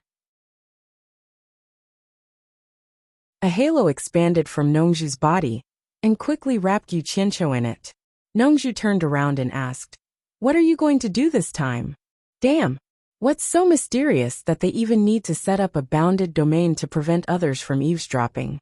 Yu Qianqiu looked at the halo that surrounded them and said in surprise, "Senior, do you have any good ideas?" He had never thought of working hard, so he naturally couldn't tell her any plans. So he simply pushed the question back. As expected, Nongju stared at him and said, "Should I ask you or you ask me? Since you're ready to follow the master's order, don't you have any plans? I don't think you're a person who is in a hurry to die." Yu Qianqiu put on a serious look again and replied, "I really don't have any plans. After leaving the South Sea, I'll immediately go back to Shuntian Island to ask my master. I'll do whatever my master says without any second thoughts." He added in his heart, "If you want to get the truth out of me, just wait. God knows if you'll sell me out later. You and Old Bai have been friends for more than 1,000 years, but I've only known you for a few days. Less than a day. Yu Qianqiu, don't play this game with me. In terms of cultivation, I'm not as good as your master. But in terms of judgment, haha, I'm not in the mood to cultivate. I've wandered in the secular world for 1,000 years, and I've seen all kinds of people. I can tell at a glance that you're not a good person. I'm afraid you're thinking in your heart that you'll do whatever you want to do when you go out. You're still trying to hide it from me." Nongju really saw through his thoughts at a glance. But so what if she saw through it? Yu Qianqiu was also a rogue in his previous life, so he was thick-skinned. What's more, even if others could guess what he was thinking, there was no evidence. Yu Qianqiu waved his hands and said, No, you've wronged me. I'll never have that kind of thought even if you beat me to death. I've never had that kind of thought. Really, I've never had that kind of thought from the beginning to the end." He was very sincere. "Oh, you really haven't?" Nongju looked at him seriously and sneered. "Then swear to me now. If you've ever had such a thought, curse yourself to die a horrible death as soon as you leave the South Sea purple bamboo forest. Swear now." "Swear to your grandma." Yu Qianqiu cursed in his heart. How could he swear to her? Cultivator's swears would come true. Although he had never seen anyone do it, everyone said so. Who would dare to joke with their lives? Yu Qianqiu smiled awkwardly. "You're being suspicious. I'm open-minded, so I don't need to swear." "Open-minded, my ass." Nongju immediately gave Yu Qianqiu a burst chestnut with her flute. Her cultivation was high and her attack was fast. Yu Qianqiu didn't even have a chance to dodge. His forehead hurt. He couldn't close his mouth, even though he was gritting his teeth. Nongju poked his forehead with her flute and warned, "It's not wrong for you to think like that. You should do that when you go out. You can't do things that you know will lead to death. If you want to save the world, you have to protect your own life first. Otherwise, how can you save the world? Do you understand what I mean?" "Oh." Yu Qianqiu covered his forehead and suddenly understood. But he still didn't want to leave any evidence in his words. He nodded repeatedly and said, "I won't forget your words. I will try my best to understand them." Nongju looked at him and kept shaking her head. She clicked her tongue and said, "It seems that I didn't misjudge you. You're really not a good guy. That's good. I'll be relieved to hand Ziyi over to you." Then she changed the topic and smiled sinisterly. "Ziyi can protect you when she goes out with you, but you can't let her be in danger. That girl is stubborn and easily stubborn. I warn you, even if you have to die, you have to die in front of her. Otherwise, I will find you and turn you into ashes, even if you have to go to heaven or hell. There's one thing I won't hide from you. Ze is my disciple, but she is actually my daughter. Your master also knows this. You'd better be smart when you encounter something outside. Ah! Yu Qianqiu was stunned and said in surprise. Who will protect who? That's for you to think about. Don't ask me. Nongzhu didn't care so much. She took the halo back into her body and gave him a fierce look. Then she walked straight back to Ze and told her something. Chapter 344. I told you to listen to him and protect his safety. But you still have to put your own safety first. If it's too dangerous, ahem, with the transfiguration transposition art that I taught you, it shouldn't be a problem for you to escape alone. Bastard. Bastard. As soon as Yu Qianqiu walked over, he heard Nongzhu teaching her disciple like this. It was obvious that she was telling her disciple to leave him behind and escape alone when she was in danger. Unfortunately, he had to lower his head under the eaves. Most importantly, he couldn't defeat her. And even her surname was Nongzhu. Yu Qianqiu stood aside obediently. Zi looked at Yu Qianqiu, who was standing obediently at the side, and said with a slight frown, Master, if I escape alone Senior Bai asked me to protect him. If anything happens to him, how would I have the face to meet Senior Bai? Are you stupid? Nongzhu's voice suddenly became louder. Then, thinking that this girl was stubborn, she calmly pointed at Yu Qianqiu and smiled. Ze, don't look down on this guy. You don't know. I often travel outside, but I know that this guy killed Ong Guangsung's grandfather and grandson. Even Ong Guangsung, at the last stage of passing calamity, couldn't catch him. He killed the son of Daoyuo sect's leader, and the whole Daoyuo sect was looking for him. Look, he is still standing here safe and sound. You should know that he was only in the bearing essence stage at that time. In terms of escaping, he is better than you. I'll endure it. Yu Qianqiu's eyebrows trembled. Nongzhu could not help but take a deep breath when she saw the hesitation on her disciple's face. She said calmly and patiently, Ze, what do you think of old Bai's cultivation? Ze's face turned serious. Elder Bai's power is profound. He is almost like an immortal on earth. No one in the cultivation world can defeat him. That's right. Why don't you think about it? How can a disciple taught by old man Bai be weak? If he really doesn't have any ability, why would old man Bai entrust such an important task to him? What's more, you've seen his fire spell.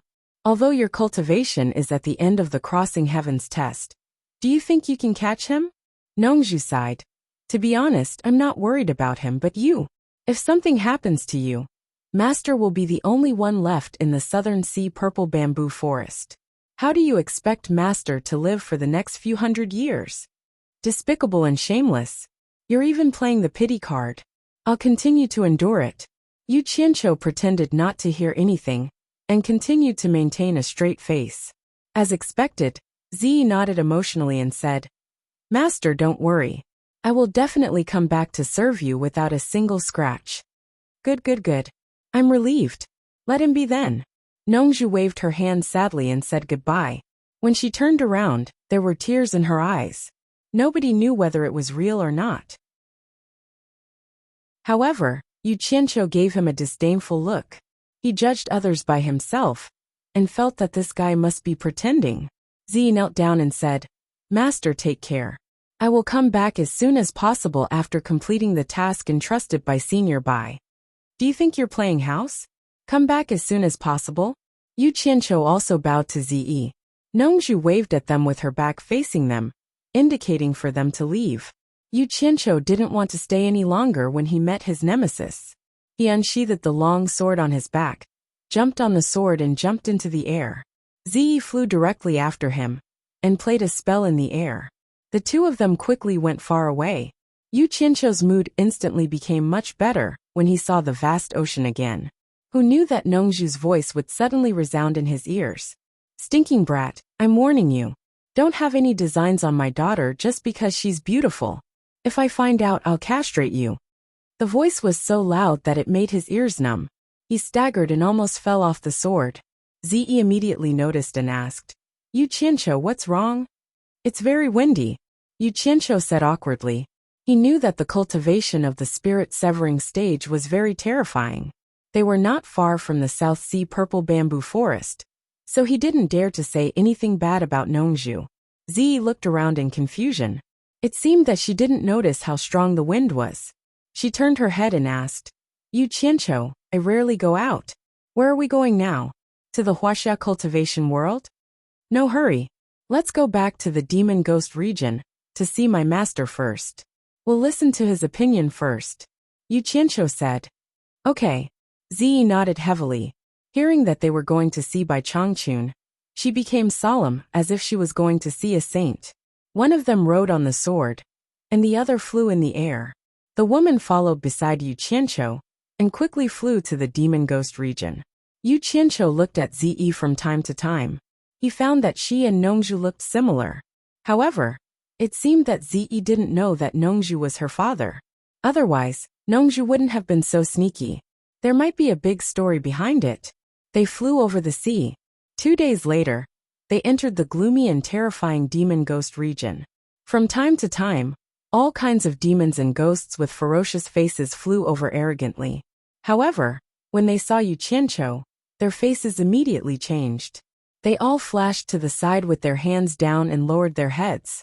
Yu Qianqiu was expressionless. He just flew forward as if he didn't see them. Ziyi looked at Yu Qianqiu in surprise from time to time. She didn't expect him to be so powerful in the demon ghost region.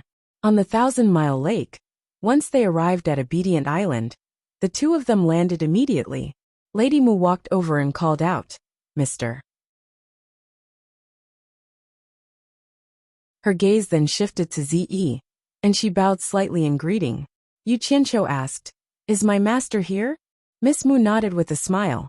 They immediately walked to the center of the island. Ziyi looked back at Miss Mu and asked curiously, Who is she? Why haven't I seen her before? Obviously, it wasn't the first time she came to the Qianli Island. Yu Qianqiu replied casually, I'm new here. Bai Changchun was still sitting with his eyes closed. Ziyi stood at the door obediently. Yu Qianqiu came in and bowed. Master, I'm back. Bai Changchun slowly opened his eyes and stared at Yu Qianqiu with a sharp gaze. Yu Qianqiu felt a little uneasy as he stared at him.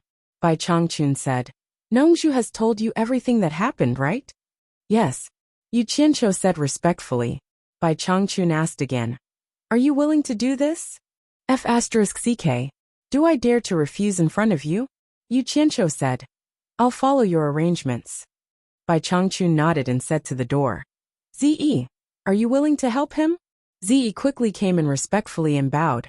Greetings, senior. Ziyi is willing. Then I won't say much. Yu Qianqiu has a lot of experience in the cultivation world. I'll have to trouble you to help him for the time being. Ziyi will obey senior's orders. You can go now. Bai Changchun said and slowly closed his eyes again. Yu Qianqiu hurriedly asked, Master, what should we do this time? Don't you have any instructions? However, Bai Changchun didn't say anything. After waiting for a while, the two had to leave obediently. Since they were told to leave now, they didn't dare to stay any longer. Not long after they arrived, they broke through the sky and left. Not long after they left, Yu Qianqiu heard Bai Changchun's voice again. Ziyi is actually Nongzhu's biological daughter. Nongzhu treats her like a pearl in his palm. Now among all the cultivators in the Huaxian realm in the world, Nongzhu is the only one who can stay out of this. And he is the only one who can help you. However, he must have a lot of scruples. The reason why I want Ziyi to help you is not that she can help you much, but that Nongzhu will not leave her daughter alone. I think she will help you at the critical moment. F*ck. So that's how it is. They are really cunning. They are really experienced guys. Yu Qianqiu glanced at Ziyi and continued to fly forward. Ziyi had no clue, so she could only follow him. Yu Qianqiu had a toothache. With a follower following him, it would be difficult for him to teleport in the future. But to his relief, Bai Changchun didn't give him any instructions. He could only understand that he could do whatever he wanted, which was exactly what he wanted. In that case, he didn't have to rush. He wanted to go to Yuji's place.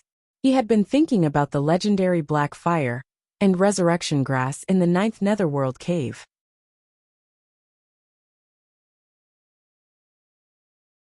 Chapter 345. The two of them flew out of the Valley of Evil Wind. Yu Qianqiu landed on his sword and Ziyi followed. She asked in confusion, "Aren't we going to the Huaxia cultivation world? Why did you stop?"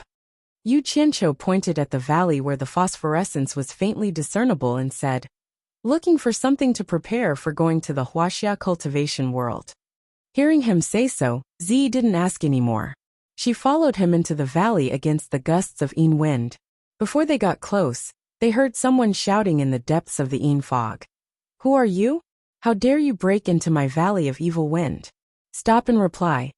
Yu Qianqiu. Yu Qianqiu shouted his name and continued to stride forward. The Yin fog in the valley rolled, and a horn sounded. The Yin fog dispersed to both sides, and the stairs leading to the valley appeared. As the two of them approached, they saw a group of armored generals behind Yu Ji quickly coming to welcome them. They lined up in 2 rows and made way for them. They cupped their fists and said, "Greetings, mister." "Welcome, mister." "I welcome you," Yu Ji said with a happy face. Suddenly, she noticed that there was a woman in purple beside him looking around curiously. She didn't look scared at all.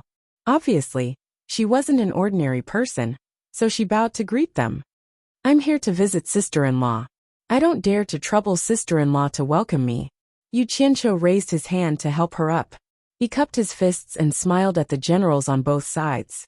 Most of the generals knew him, and when they saw him call Yu Ji sister-in-law, they immediately had a good impression of him, and all of them smiled. Ziyi heard Yu Qianqiu call Yu Ji sister-in-law.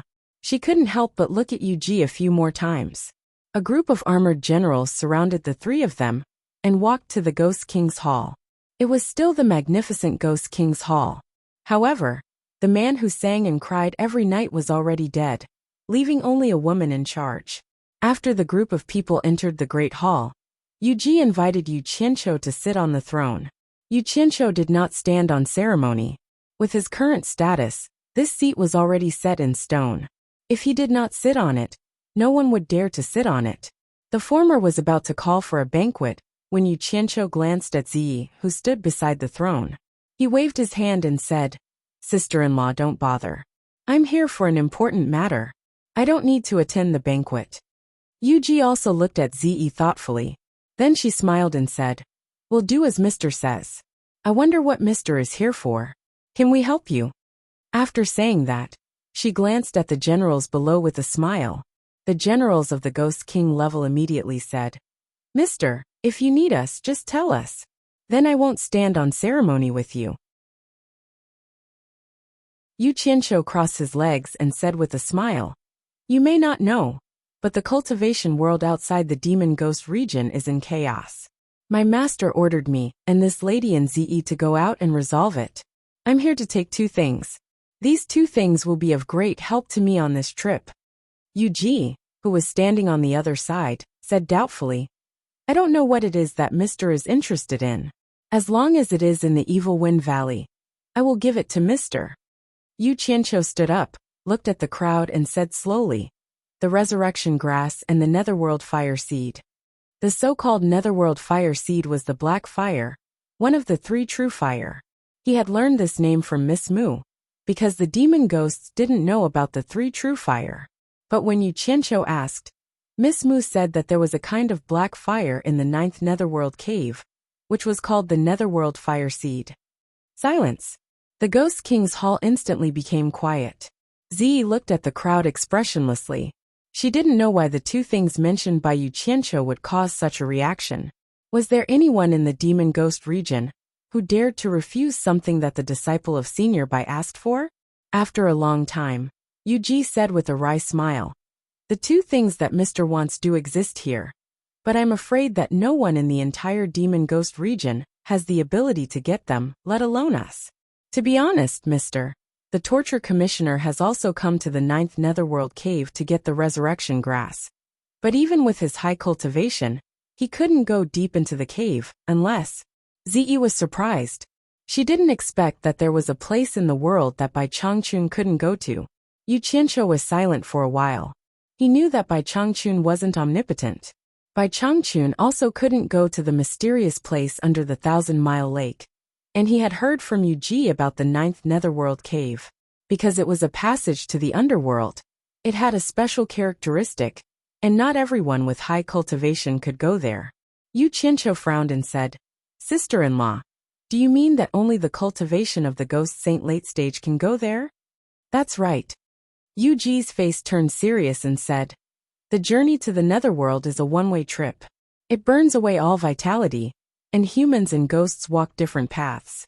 Even if the cultivation of the ghost saint late stage wants to go to the bottom of the cave, he must be baptized by the netherworld flame. Crossing the netherworld flame sea is the door to the ninth netherworld. At that point, there will be no vitality in the human world. Once he returns to the human world, there will be a catastrophe to annihilate him instantly, so it is said that there is no return. Think about our cultivation, not to mention the netherworld flame sea. I'm afraid that we can't even withstand the evil strong wind in front of us, and our souls will be blown away before we reach the halfway point. I still want to go and have a look." Yu Qianqiu's words were shocking, and the ghost generals below were in an uproar. When Ziyi heard that the ninth netherworld cave was so powerful that even Bai Changchun couldn't go, her face changed. She didn't know why this guy was so overconfident and insisted on trying. She thought that she wanted to protect him, so if he went, she would have to go with him. Actually, she didn't know what Yu Qianqiu was thinking. The cultivation world suddenly had such a big change, and he didn't know when this matter would end. He was afraid that the life insurance of his parents, who were mortals, wouldn't be able to wait until then, so he wanted to pick the resurrection grass to refine the 7 orifices exquisite pill to extend his parents' lives. There was also the black fire, which was ranked higher than the blue fire. Since it was ranked higher than the blue fire, it must be even more powerful. If he encountered any unfavorable situation, he would be able to deal with it. Since Mr. insists, then I will go to the entrance first. At that time, Mr. will know that what Yuji said is true. Yuji said helplessly, Thank you, sister-in-law." Yu Qianqiu nodded, and suddenly said, "Is the old man Yin Tua that sister-in-law told me about last time still alive?" Yuji smiled and said, "Since Mr. has instructed, I will naturally leave him alive for Mr. to deal with." "Good." Yu Qianqiu clapped and said with a smile, "I believe that sister-in-law didn't tell him whether his son is alive or dead." He knew that Yuji was a smart woman, so if Yin Tua said that he said his son was still here, Yuji would make plans. As expected, Yuji said with a smile, "Since Mr. said his son is still here, I will naturally smooth things over for Mr." Ziyi was a little confused by the strange question and answer between the two. Yu Qianqiu laughed heartily and said, "Back then, I had some unresolved grievances with him on Fuxian Island. Today is the time to write it off. I will have to trouble sister-in-law to invite him over. I believe he will be very willing to go to the ninth netherworld cave to find his son. I also want to see how powerful the ninth netherworld cave is." Yuji giggled and nodded to the people below. A general cupped his fists and left the Ghost King Hall. To these people, the life and death of a cultivator was really nothing. At this moment, no matter how stupid Ziyi was, she understood what Yu Qianqiu was trying to do. He was obviously trying to trick others to die, so that they could scout for him. She immediately said coldly, "Yu Qianqiu, you're not fit to be Senior Bai's disciple if you act like this. What do you know, lass? Old man Bai is the one who kills people like flies." Yu Qianqiu snorted and sat back on the throne. He sneered and said, "Ziyi, don't forget what my master and your father said before we came. It seems that I am the one in charge between you and me. If you think that there is something wrong with my actions, you can go back to Obedient Island and complain to my master. Say that you are not ashamed to be associated with me, and withdraw from this matter." Ziyi's face was as cold as frost. She was so angry that she couldn't speak. However, she couldn't really say such words to Bai Changchun. Bai Changchun asked her to do this, and she felt very honored. How could she give up halfway? And Yu Qianqiu also saw this, so he said such words.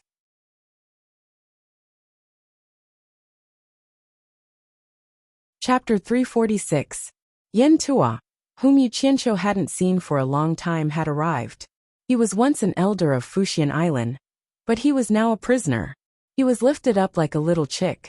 The Ghost King threw him to the ground, and his armor clanked. He cupped his fists and retreated to the side. Yin Tua staggered to his feet. His hair was white and messy, and his clothes were tattered. There were bloodstains on his torn clothes, and it looked like he had been whipped. He looked like he had aged a few decades in an instant. And he didn't look like the elder who ordered people around. Yu Qianqiu looked down coldly. If he hadn't been too arrogant in the past, he wouldn't have been tricked by a few jokes. However, Yu Qianqiu didn't expect him to age so much. He had taken good care of himself in the past, but now his hair was all white, and his face was full of wrinkles. If he didn't know who he was, he wouldn't have recognized him. It should be known that the higher one's cultivation base was, the slower they aged. How could this be? After pondering for a while, Yu Qianqiu understood. At such a young age, his dantian was sealed, and his cultivation base was sealed for several months.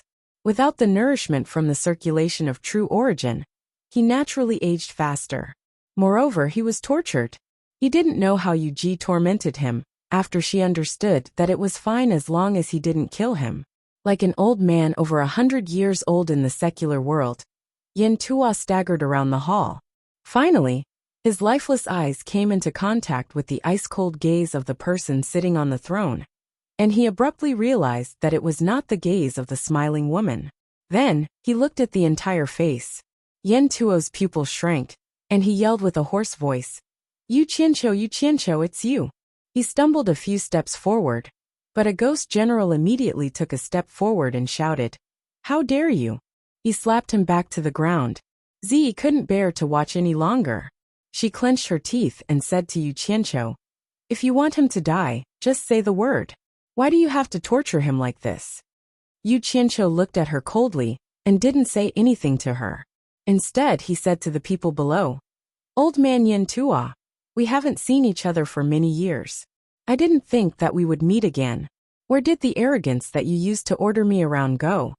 Yin Tua got up again, looked around, and then looked at the person sitting high up on the throne. Instantly he understood everything. The person in charge now was Yu Qianqiu. There was a trace of blood at the corner of Yin Ta's mouth, as he shook his white hair and smiled bitterly. Looks like I've been deceived by you. You have enmity with my son, so how could you not kill him? I'm sure my son has already died miserably in your hands.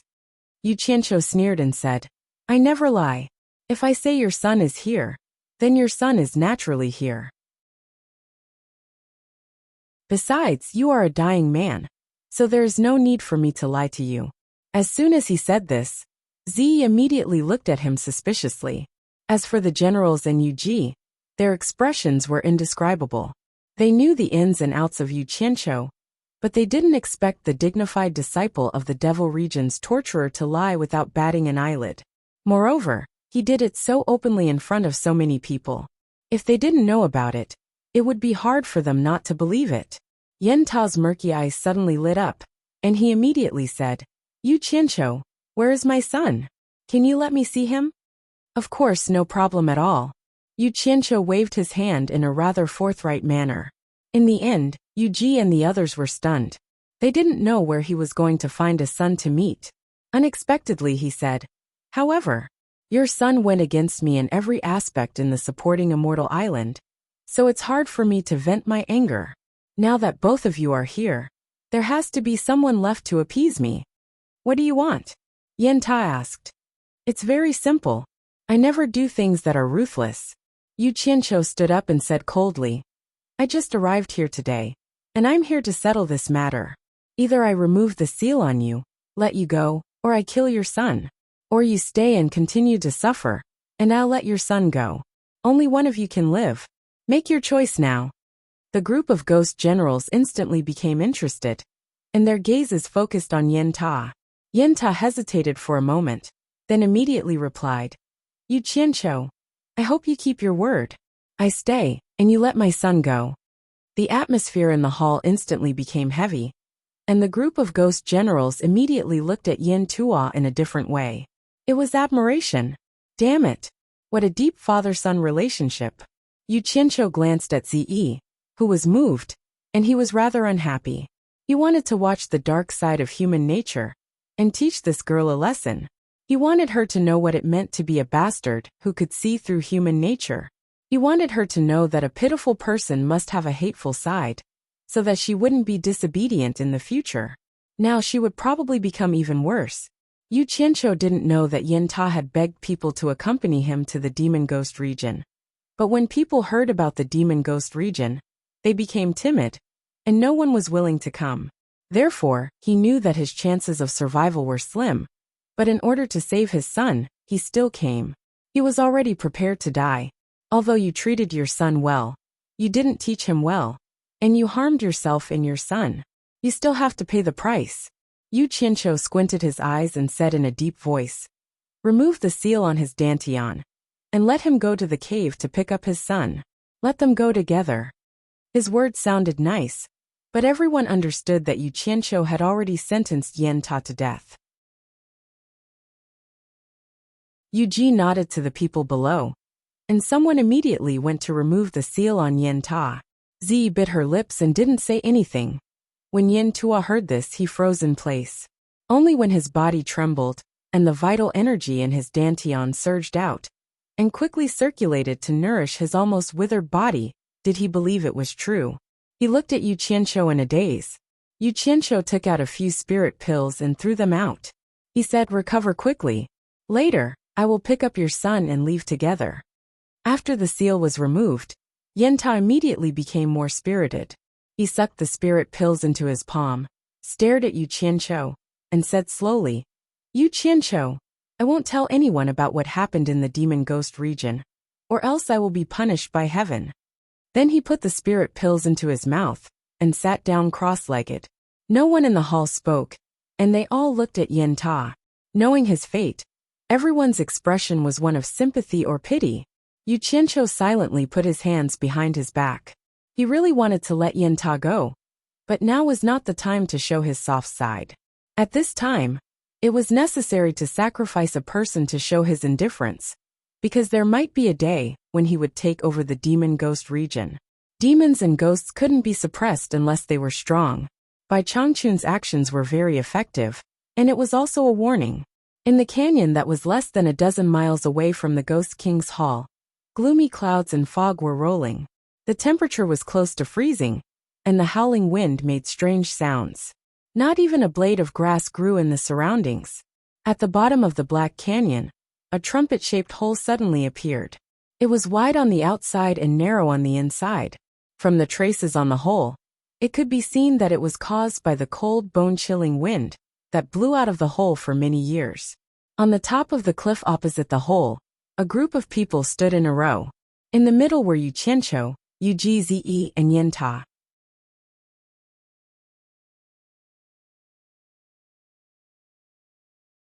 Chapter 347. There's a top-grade spirit stone mine inside, and your son is mining here. Perhaps to make his words more convincing, Yu Qianqiu took out a purple spirit stone and played with it in his hand. After seeing it, Yin Tua was a little surprised, and then he looked at the hideous cave entrance and said, "The top-grade spirit stone is almost extinct in the cultivation world, but I heard that it appeared in the grand auction last time. I didn't expect there to be a top-grade spirit stone mine here. Do you want to go in and look for it yourself, or do I have to help you get it out?" As he spoke, Yu Qianqiu clenched his fist, and in one breath, he sucked up all the spiritual qi in the top-grade spirit stone in his hand. Then there was a muffled sound in his palm, and as he opened his palm, a gust of chilly wind swept away a cloud of dust.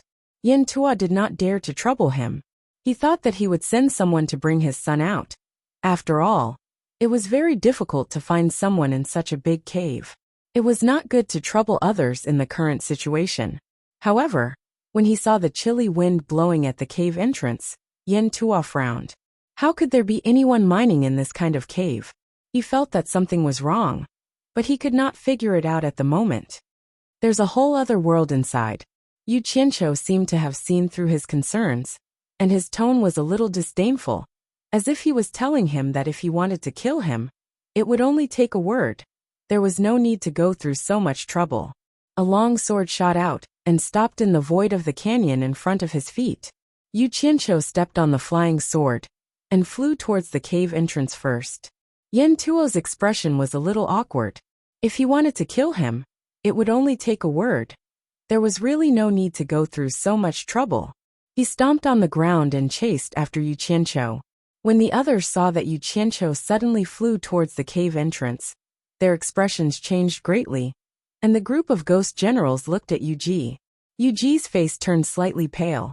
She had made it very clear to him, and she really didn't understand why he had to take such a risk.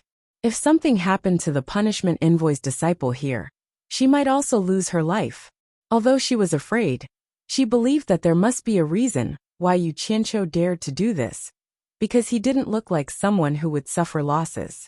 Zi bit her lips. Although she didn't like Yu Qianqiu's actions, it was her duty to protect him. No matter how scared she was, she couldn't run away. Just as he was about to fly over, Yu Ji grabbed his wrist and shook her head slightly. As soon as Yu Qianqiu landed at the cave entrance and put away his flying sword, a cold wind suddenly blew out from the cave, blowing right into his face. He felt as if he had fallen into an ice cellar, and his body slowly stiffened. The temperature here was too low. No matter what, he was still a nascent soul cultivator, but he didn't expect to fall into an ice cave. He couldn't even circulate his true essence to resist, and even his soul felt like it was swaying, and his mind was faintly dazed. Yu Qianqiu was shocked. He bit the tip of his tongue and woke up. He didn't expect that he couldn't resist at the entrance of the cave with his cultivation. This ninth netherworld cave really lived up to its name. In an instant, a thin layer of green flame ignited around his body, wrapping his whole body in it. His stiff body immediately returned to normal. It seemed that as one of the three true flames, the green flame was not to be trifled with. When the cold wind with a faint black aura touched the green flame, it made a sizzling sound, like water splashing into a pan of oil. Yu Qianqiu suddenly discovered that while the green flame was resisting the cold wind, he seemed to be consuming it as well. But the rate of consumption was very slow. Yu Qianqiu was stunned for a moment, then immediately became happy. Although the green flame was being consumed, it could obviously resist the cold wind from the netherworld. With the large amount of green fire elements stored in his body, he might be able to go deep into the cave. However, he seemed to have forgotten that he was at the entrance of the ninth netherworld cave, and the situation behind was unknown. It seemed that it was a bit too early to be happy. Yu Qianqiu turned around and looked at Yan Tuo, who followed him. Yan Tuo obviously didn't expect the cold wind to be so powerful, but his cultivation was obviously much higher than Yu Qianqiu's. Shivering, a transparent ball of light immediately rose from his body and enveloped him. He released his protective aura to resist the cold wind. With the protection, he had the mood to look around. After seeing Yu Qianqiu wrapped in the green flame, Yan Tuo was a little surprised. Obviously, he had never seen it before. Moreover, this flame seemed to be able to subdue the cold wind. The strong wind actually couldn't extinguish it and couldn't move it at all. In fact, even Yu Qianqiu himself didn't know the reason. In fact, with the high temperature of the green flame, it was similar to an item of extreme yang, which could subdue yin items. The cold wind that blew out from the ninth netherworld cave was exactly yin qi, which could subdue yin items. Yu Qianqiu made an inviting gesture to him. Yan Tuo nodded his head, but he looked at the gloomy cave suspiciously. However, he already had no way out. He could only hope that Yu Qianqiu didn't lie to him, or else he would die no matter what. When he walked into the cave, his eyes immediately became incomparably dark, and he couldn't see the road in front of him at all. However, the green flame that appeared behind him indicated that Yu Qianqiu had also followed him in. Yan Tuo instantly felt a lot more at ease. He felt that his thoughts were a little unnecessary, because he really couldn't think of any benefits that the other party would gain from lying to him. The people on the opposite cliff all stared at the entrance of the cave without blinking, watching the two gradually disappear inside. The deeper they went, the more shocked they became. The cold wind was no longer blowing in all directions like at the entrance of the cave. It actually had a tendency to gradually solidify, hitting Yin Tuo's upstanding chi. With a piu-piu sound, the fire on Yu Qianqiu's body immediately rose a little. Otherwise, the green flame wouldn't be able to offset the attack of the cold wind in time, and would hit his body. At the same time, Yu Qianqiu carefully stood behind Yin Tuo's upstanding chi, trying his best to let Yin Tuo, who was walking in front, resist the cold wind. As expected, the consumption of the green fire element was greatly reduced. The passage inside the cave suddenly turned, and the two of them stopped at the same time. Before they could turn the corner, they heard a rapid whistling sound coming from inside. The chilly wind whirled out of the passage so quickly that it almost made them lose their footing. This was not the case of the wind blowing directly out of the passage, so one could imagine how strong the wind inside was. Yin Tuo looked back and saw that Yu Qianqiu's expression was indescribable. His heart instantly turned cold. Why did it seem like this was also his first time here? Let's go, Yu Qianqiu said, but he realized that his voice couldn't travel far at all. It was as if the wind had blown it to the back, so he shouted again and made a hand gesture. Yin Tuo nodded with a grave expression. The upstanding chi on his body instantly became a lot more turbid. Clearly, he had strengthened his defense. Yu Qianqiu continued to follow behind him, and the two of them turned in with heavy steps. The strong wind that carried a black baleful aura attacked them, and the two of them were shocked once again. Yin Tuo felt that the upstanding chi that was supported by his quintessential essence was rapidly depleting under the attack of the cold wind and the baleful aura. Although Yu Qianqiu was hiding behind him, he could also feel the rapid depletion of the green flame. He immediately increased the output of the fire element. He was slightly better off, as he had sufficient fire element reserves in his body. He only needed to use the green flame to defend, and the consumption of his quintessential essence would not be much. If it really did not work out, he could still instantly hide back in Utopia. Therefore, he was not afraid of any danger at all. However, Yin Tuo's expression changed drastically. If the quintessential essence in his body was completely depleted, just how powerful would the cold wind and baleful aura be? No one had personally experienced it before, and from the looks of it, it was definitely not simple. The result could be easily imagined. The path of the cave started to go downwards, and the two of them continued forward. The cold wind became stronger, and the black baleful aura became thicker. Yu Qianqiu's green flame and Yin Tuo's quintessential essence were also being depleted faster and faster. However, the cave was so deep that they could not see the bottom. They had no idea when they would reach the end. In the darkness, the two of them were as small as fireflies, feeling their way forward carefully.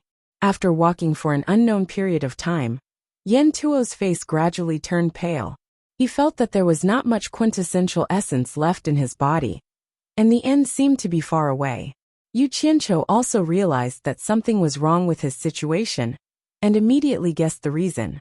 Although he had wanted Yin Tuo to block the disaster at the front, he did not want Yin Tuo to die so early. He touched the storage bag at his waist, wanting to give Yin Tuo some spirit pills to recover his quintessential essence, so that Yin Tuo could hold on for a while longer.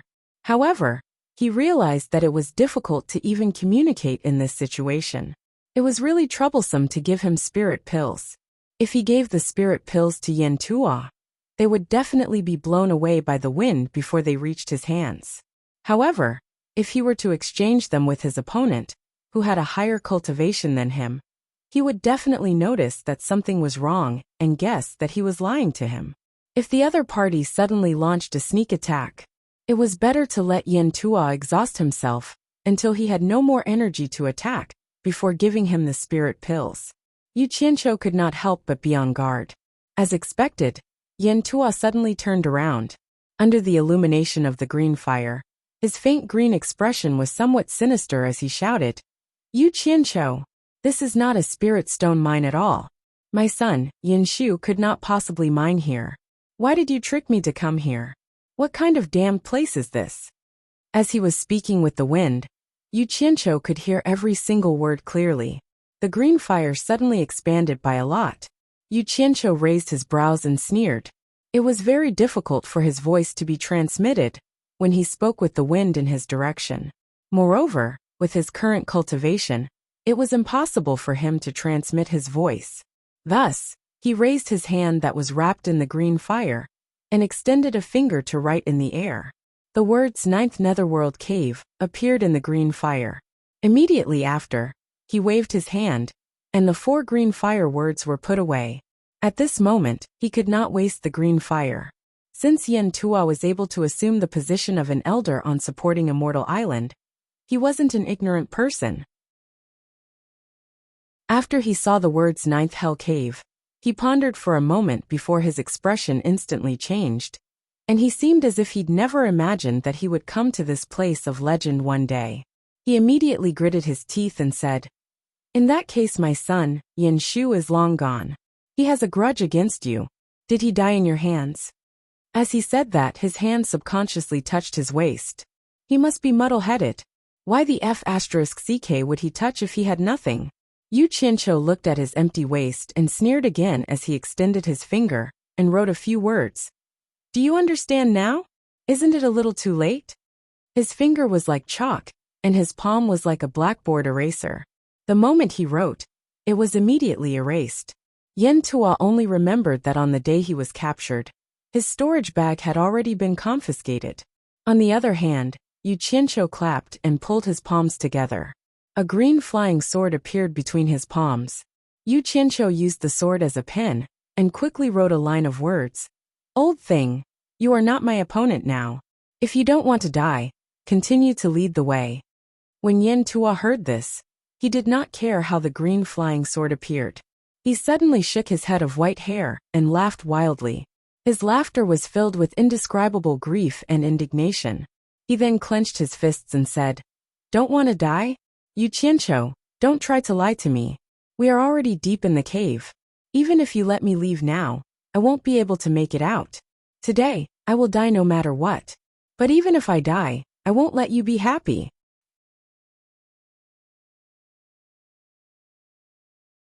Chapter 348. I'd like to see how you're going to make me unhappy. A row of green words appeared again, full of contempt. Yen Tua laughed wildly. The protective aura around his body slowly disappeared, and his flesh and blood started to shrink. In the blink of an eye, he was only skin and bones. On the contrary, his abdomen started to swell up. This scene caused Yu Qianqiu's pupils to shrink. He could no longer look down on Yen Tua. He immediately thought of something terrifying, self-destructing his elixir field. For cultivators, the elixir field was the energy storage of the entire body. The consequences of self-destructing the elixir field could be imagined. After reaching the nascent soul stage, the nascent soul in the elixir field was formed from pure energy. At this time, the 3 souls and 7 spirits in the body were gathered in the nascent soul, not in the body. Therefore, for cultivators who reached the nascent soul stage, ordinary external invasions wouldn't cause any substantial harm. At most, it would hurt the body, and it wouldn't be difficult to heal it. However, self-destruction after reaching the nascent soul stage was more powerful. But at the same time, it would also destroy the 3 souls and 7 spirits. In other words, if a cultivator of the nascent soul stage self-destructed, it meant that he wouldn't even have the chance to reincarnate. If a cultivator of the nascent soul stage self-destructed, there would be a next life. Yen Tuo's cultivation was in the early stage of the tribulation stage. Although he had used up a lot of his true essence, the explosion of the nascent soul stage would be terrible. Yu Qianqiu definitely wouldn't have it easy. From the looks of it, he was afraid that the explosion wouldn't be powerful enough, so he gathered all the energy in his abdomen. If it was an ordinary person, the hole was only 10 feet wide. Under such circumstances, it would be difficult to move forward or backward. Being detonated by a cultivator of the tribulation stage was equivalent to a heavy bomb exploding next to them. Fortunately, Yu Qianqiu wasn't an ordinary person. He had a third way of retreat, which was utopia. However, it was also quite frustrating for him. It wasn't easy for him to get here, and he didn't have the chance to leave a teleportation coordinate. Once Yen Tua self-destructed, he would have to start all over again. Damn it! I've always thought that I'm ruthless, but today, I've met someone even more ruthless. It's fine if he doesn't want to live in this life, but there's actually someone who doesn't even want to live in the next life. Yu Qianqiu's expression twitched. The flying sword in his hand quickly drew a few words. You're crazy. The skeleton-like Yin Tua let out a dry and hoarse voice. He laughed cruelly and said, It's you, Yu Qianqiu, who has gone too far. As he spoke, the protective upstanding qi outside his body suddenly retracted into his body. He was going to self-destruct. Bastard! Bastard! Yu Qianqiu closed his eyes and shrank his head. Just as he was about to flash back to utopia, he heard painful sounds coming from Yin Ta's throat. Before Yu Qianqiu left, he opened his eyes to take a look. Immediately his eyes widened, and he didn't want to leave. As it turned out, Yin Tua, who had withdrawn his protective upstanding qi, was immediately attacked and eroded by the chilly wind and the black spirits. The clothes on his body disappeared like ashes, followed by the hair on his body. Then, his skin was shaved off from his back, as if he was taking off his clothes. Then, the bloody muscles that had just been revealed slid off his bones and were blown away. Yu Qianqiu, who had been hiding at the back, immediately received the reward of Yin Tuo's flesh. Then there were his organs, liver and lungs. It was really disgusting. The green fire outside Yu Qianqiu's body surged, turning everything that came into contact with it into ashes. Yin Tuo's tenaciously standing skeleton immediately withered when it came into contact with the black spirits.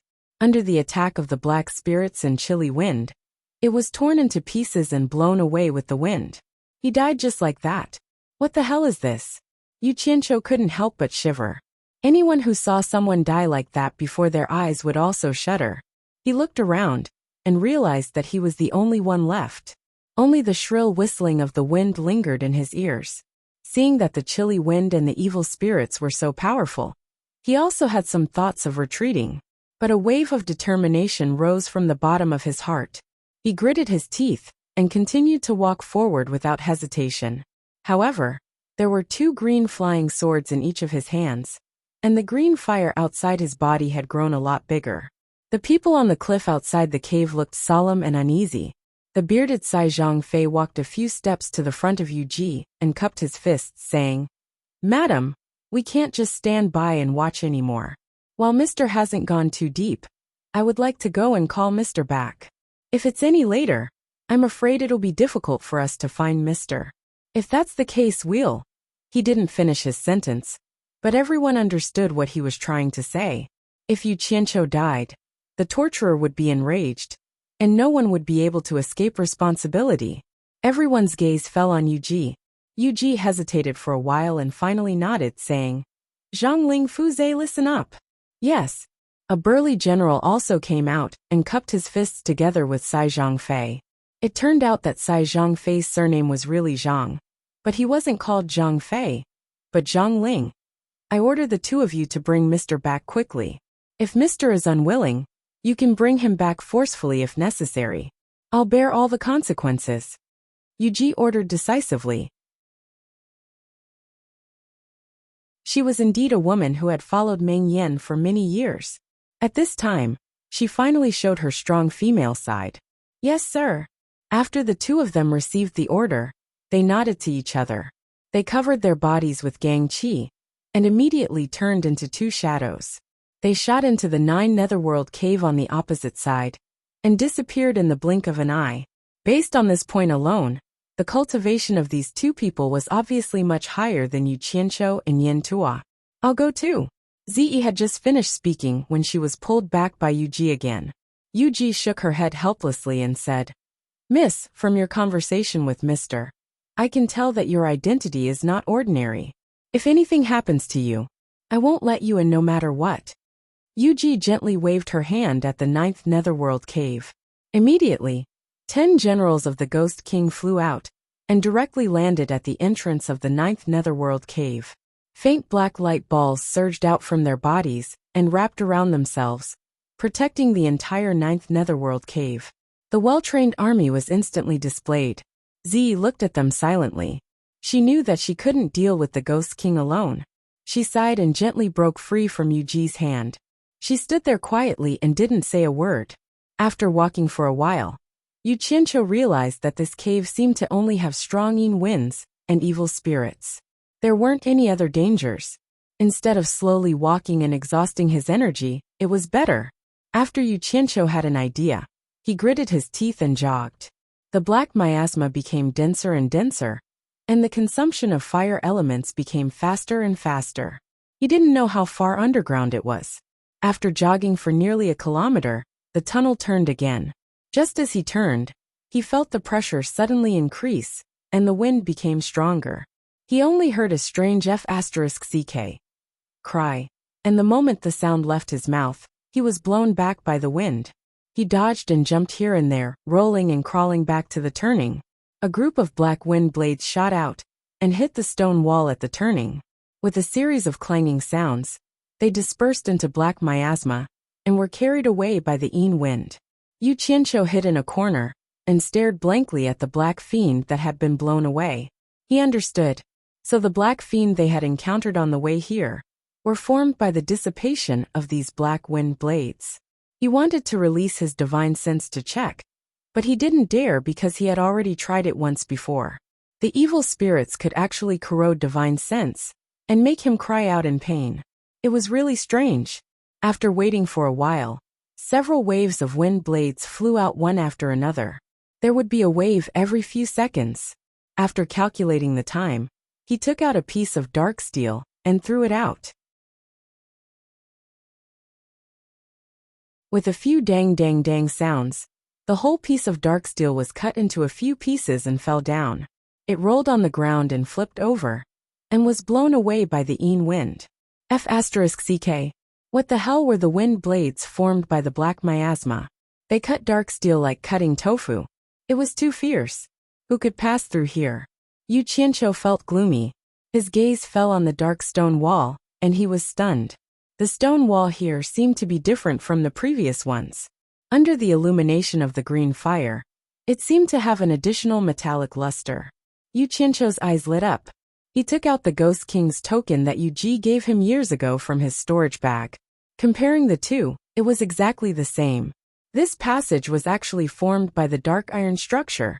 Yu Qianqiu silently threw the token back into the storage bag. Now was not the time to deal with the dark iron. A wave of wind blades shot out, and a green light with raging flames flashed past. With a series of dang-dang sounds, the wind blades that were hit turned into evil spirits, and were blown away by the yin wind. Yu Qianqiu kept the green fire flying sword. He was confident. Since the green fire flying sword could restrain the wind blades, it would be easy. In the blink of an eye, dozens of green fire flying swords circled around him. Yu Qianqiu turned around and saw a wave of wind blades coming at him. The green fire flying sword quickly flashed out dozens of them and broke the oncoming wind blades. As for the others, as long as they did not hurt his body, he would let them fly away. Seeing that the attack was effective, Yu Qianqiu immediately increased his speed. The dozens of green fire flying swords opened a path in front of him. Zhang Ling and Fu, on the other hand, felt their way in the dark. Because the two of them were ghost cultivators, the darkness did not affect them. In addition, ghost cultivators were not afraid of the yin wind. They were only afraid of the evil spirits. Originally, the evil spirits had no effect on ghost cultivators of the netherworld. However, the two of them were not real ghost cultivators of the netherworld. They had been in the mortal world for too long. Their bodies had accumulated a lot of human qi. Once they came into contact with the evil spirits, their souls might scatter. Cultivators like Yan Tua originally had a mortal body, so they naturally had more human qi. However, once they encountered the evil spirits, they would naturally end up in a miserable state. They had not seen Yu Qianqiu yet. The two of them were a little anxious. While communicating with each other, they kept avoiding the topic that Yu Qianqiu might have already met with misfortune. At this moment, the two of them suddenly exclaimed in unison. The two of them could see in the dark. They saw a few broken pieces in front of them being blown by the wind. When they rolled to their feet, the two of them stepped on a piece at the same time and picked it up to take a look. They saw that it was a piece of dark steel. The cross-section was neatly cut, and there were spots that were eroded by the evil spirits. It is beyond our expectation. It seems that Mr. has already reached there. Fuzhe transmitted his voice. Zhongling nodded and transmitted his voice. Let's go. Let's go take a look and see if we can catch up. The two of them quickly ran forward. Originally, the two of them could fly, but flying consumed too much vitality of ghost cultivators. They were afraid that they would not have enough vitality to support the protective gang qi to return. It was the same with teleportation. Besides, when teleportation was used, they could not teleport with the protective gang qi. After a period of time, the two of them reached the turning point. The clashing sound of wind blades in front of them stopped them in their tracks.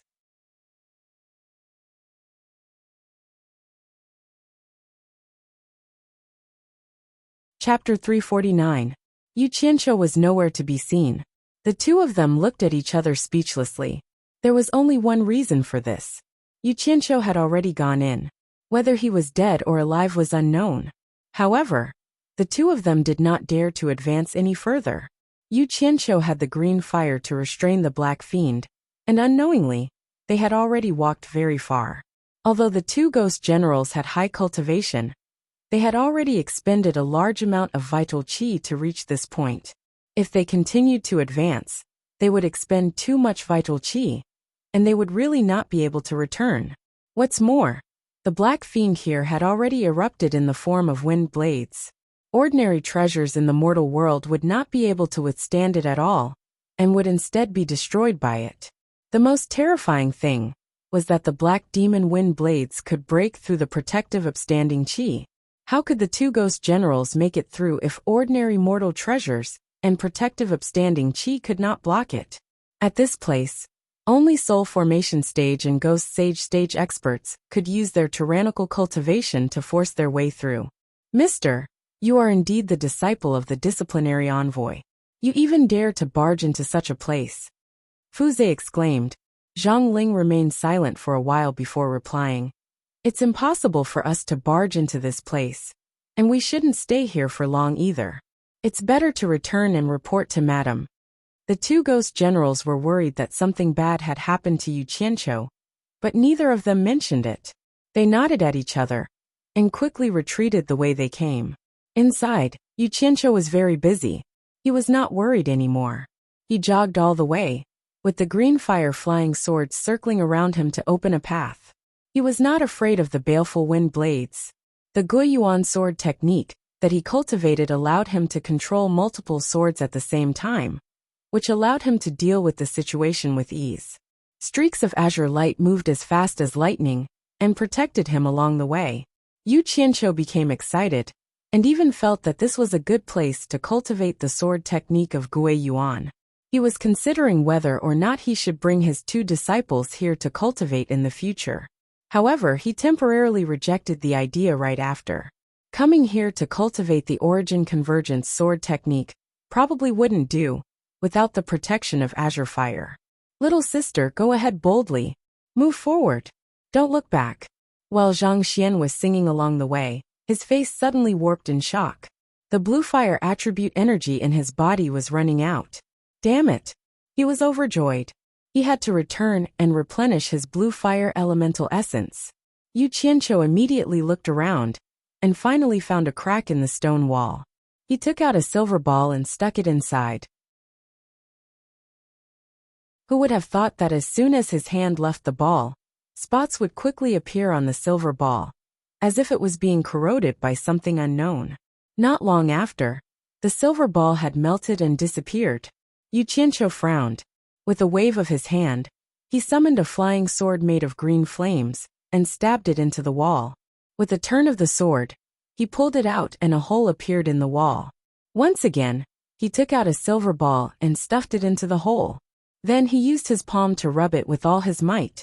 The nether iron wall instantly melted and sealed the hole. He heaved a sigh of relief when he sensed that the silver ball was safe and sound. Then he disappeared along with the group of flying swords. After appearing briefly in Utopia, he immediately appeared next to the azure flames burning beneath Twilight Valley and jumped into the sea of flames to absorb them. It had been a day since Zhang Ling and Fuzhe had left the cave. The moment they emerged, they flew to the cliff on the other side. Everyone looked at the entrance of the cave.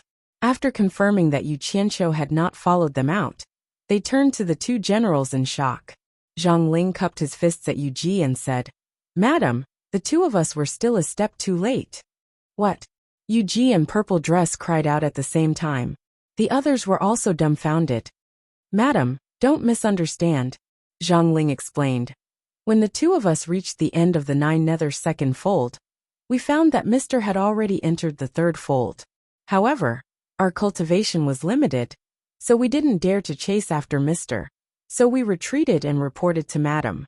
Yu Ji looked at Fu Zai and asked with lingering fear, "Is that so?" "That should be the case. Madam, take a look." Fu Zai took out the piece of profound iron and handed it to Yu Ji. "This should have been left behind by Sir when he was testing the power of the Black Fiend Wind Blades at the entrance of the 3 folds. If Sir was not confident in entering, he should have turned around and returned, and the two of us would have encountered Sir. However, when we arrived we did not see Sir. Sir must have been confident after testing, so he charged in. What you say is reasonable." Yu Ji looked at the profound iron that had been corroded by the Black Fiend and nodded. Although they said this, everyone was still worried. No one in the entire Chilling Wind Valley had ever entered the 3 folds of the 9 nether cave. How could one pass through that place without reaching the Ghost Sage stage? Moreover, Yu Qianqiu was only at the nascent soul stage. The difference was truly too great. Purple Dress sighed with relief. She did not know much about the 9 nether cave.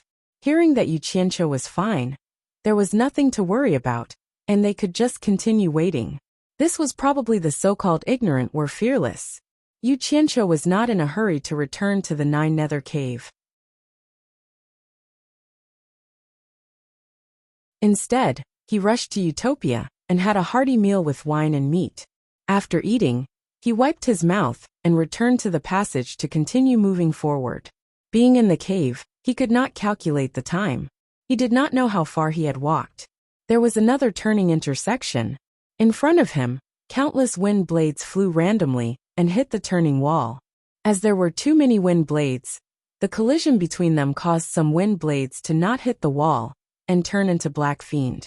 They changed their angle and flew towards this passage with the help of the wind. So that was it. Yu Qianqiu found the origin of the wind blades in this passage, but the dense ones in front still needed to be verified. He raised his eyebrows. Relying on the blue fire flying sword's ability to restrain the wind blades, he barged in arrogantly. In the end, he did not stay for long before he obediently retreated. There were too many wind blades inside.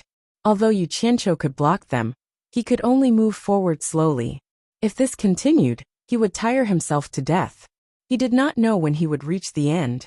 His eyes flickered as he pondered for a moment. He turned around and walked to the nether metal wall.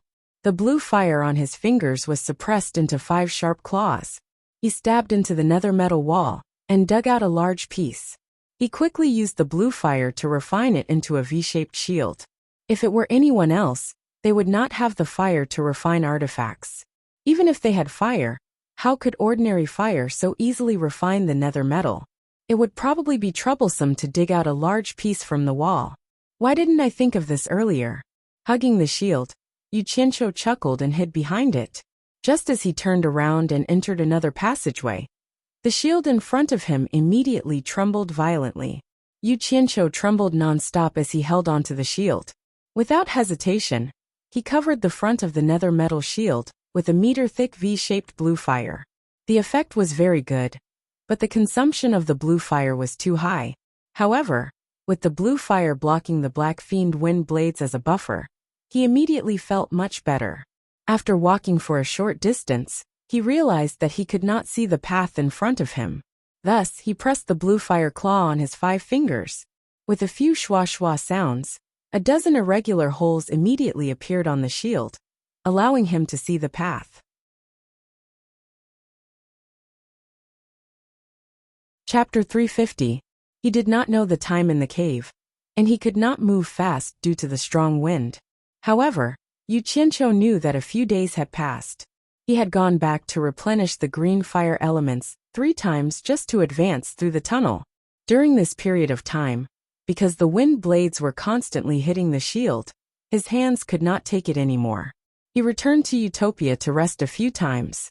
There were a few times when he saw that he could not reach the end of this path.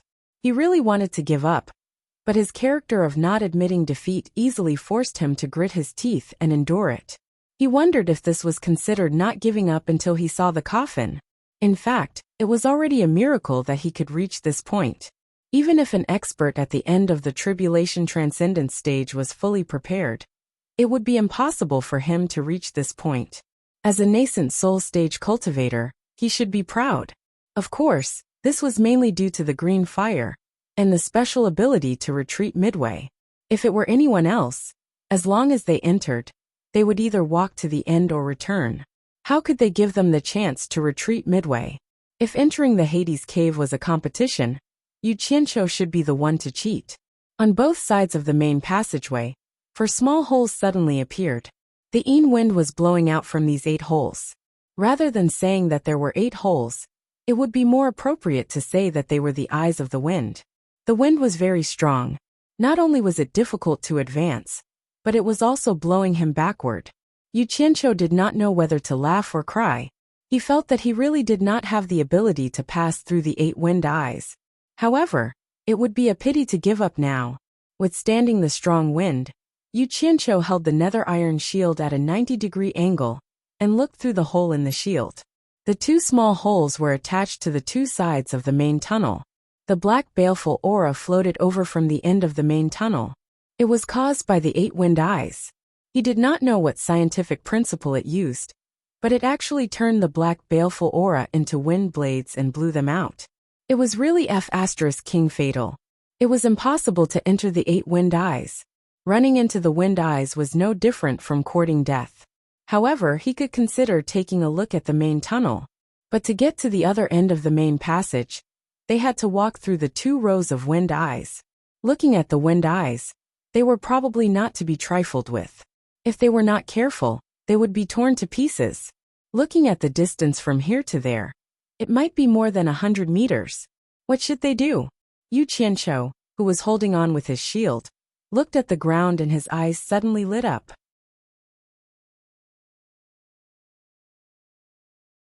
He thought to himself, since I can't walk through this path, why don't I dig a tunnel and go through it? Not bad. Looks like I can only use the stupid method.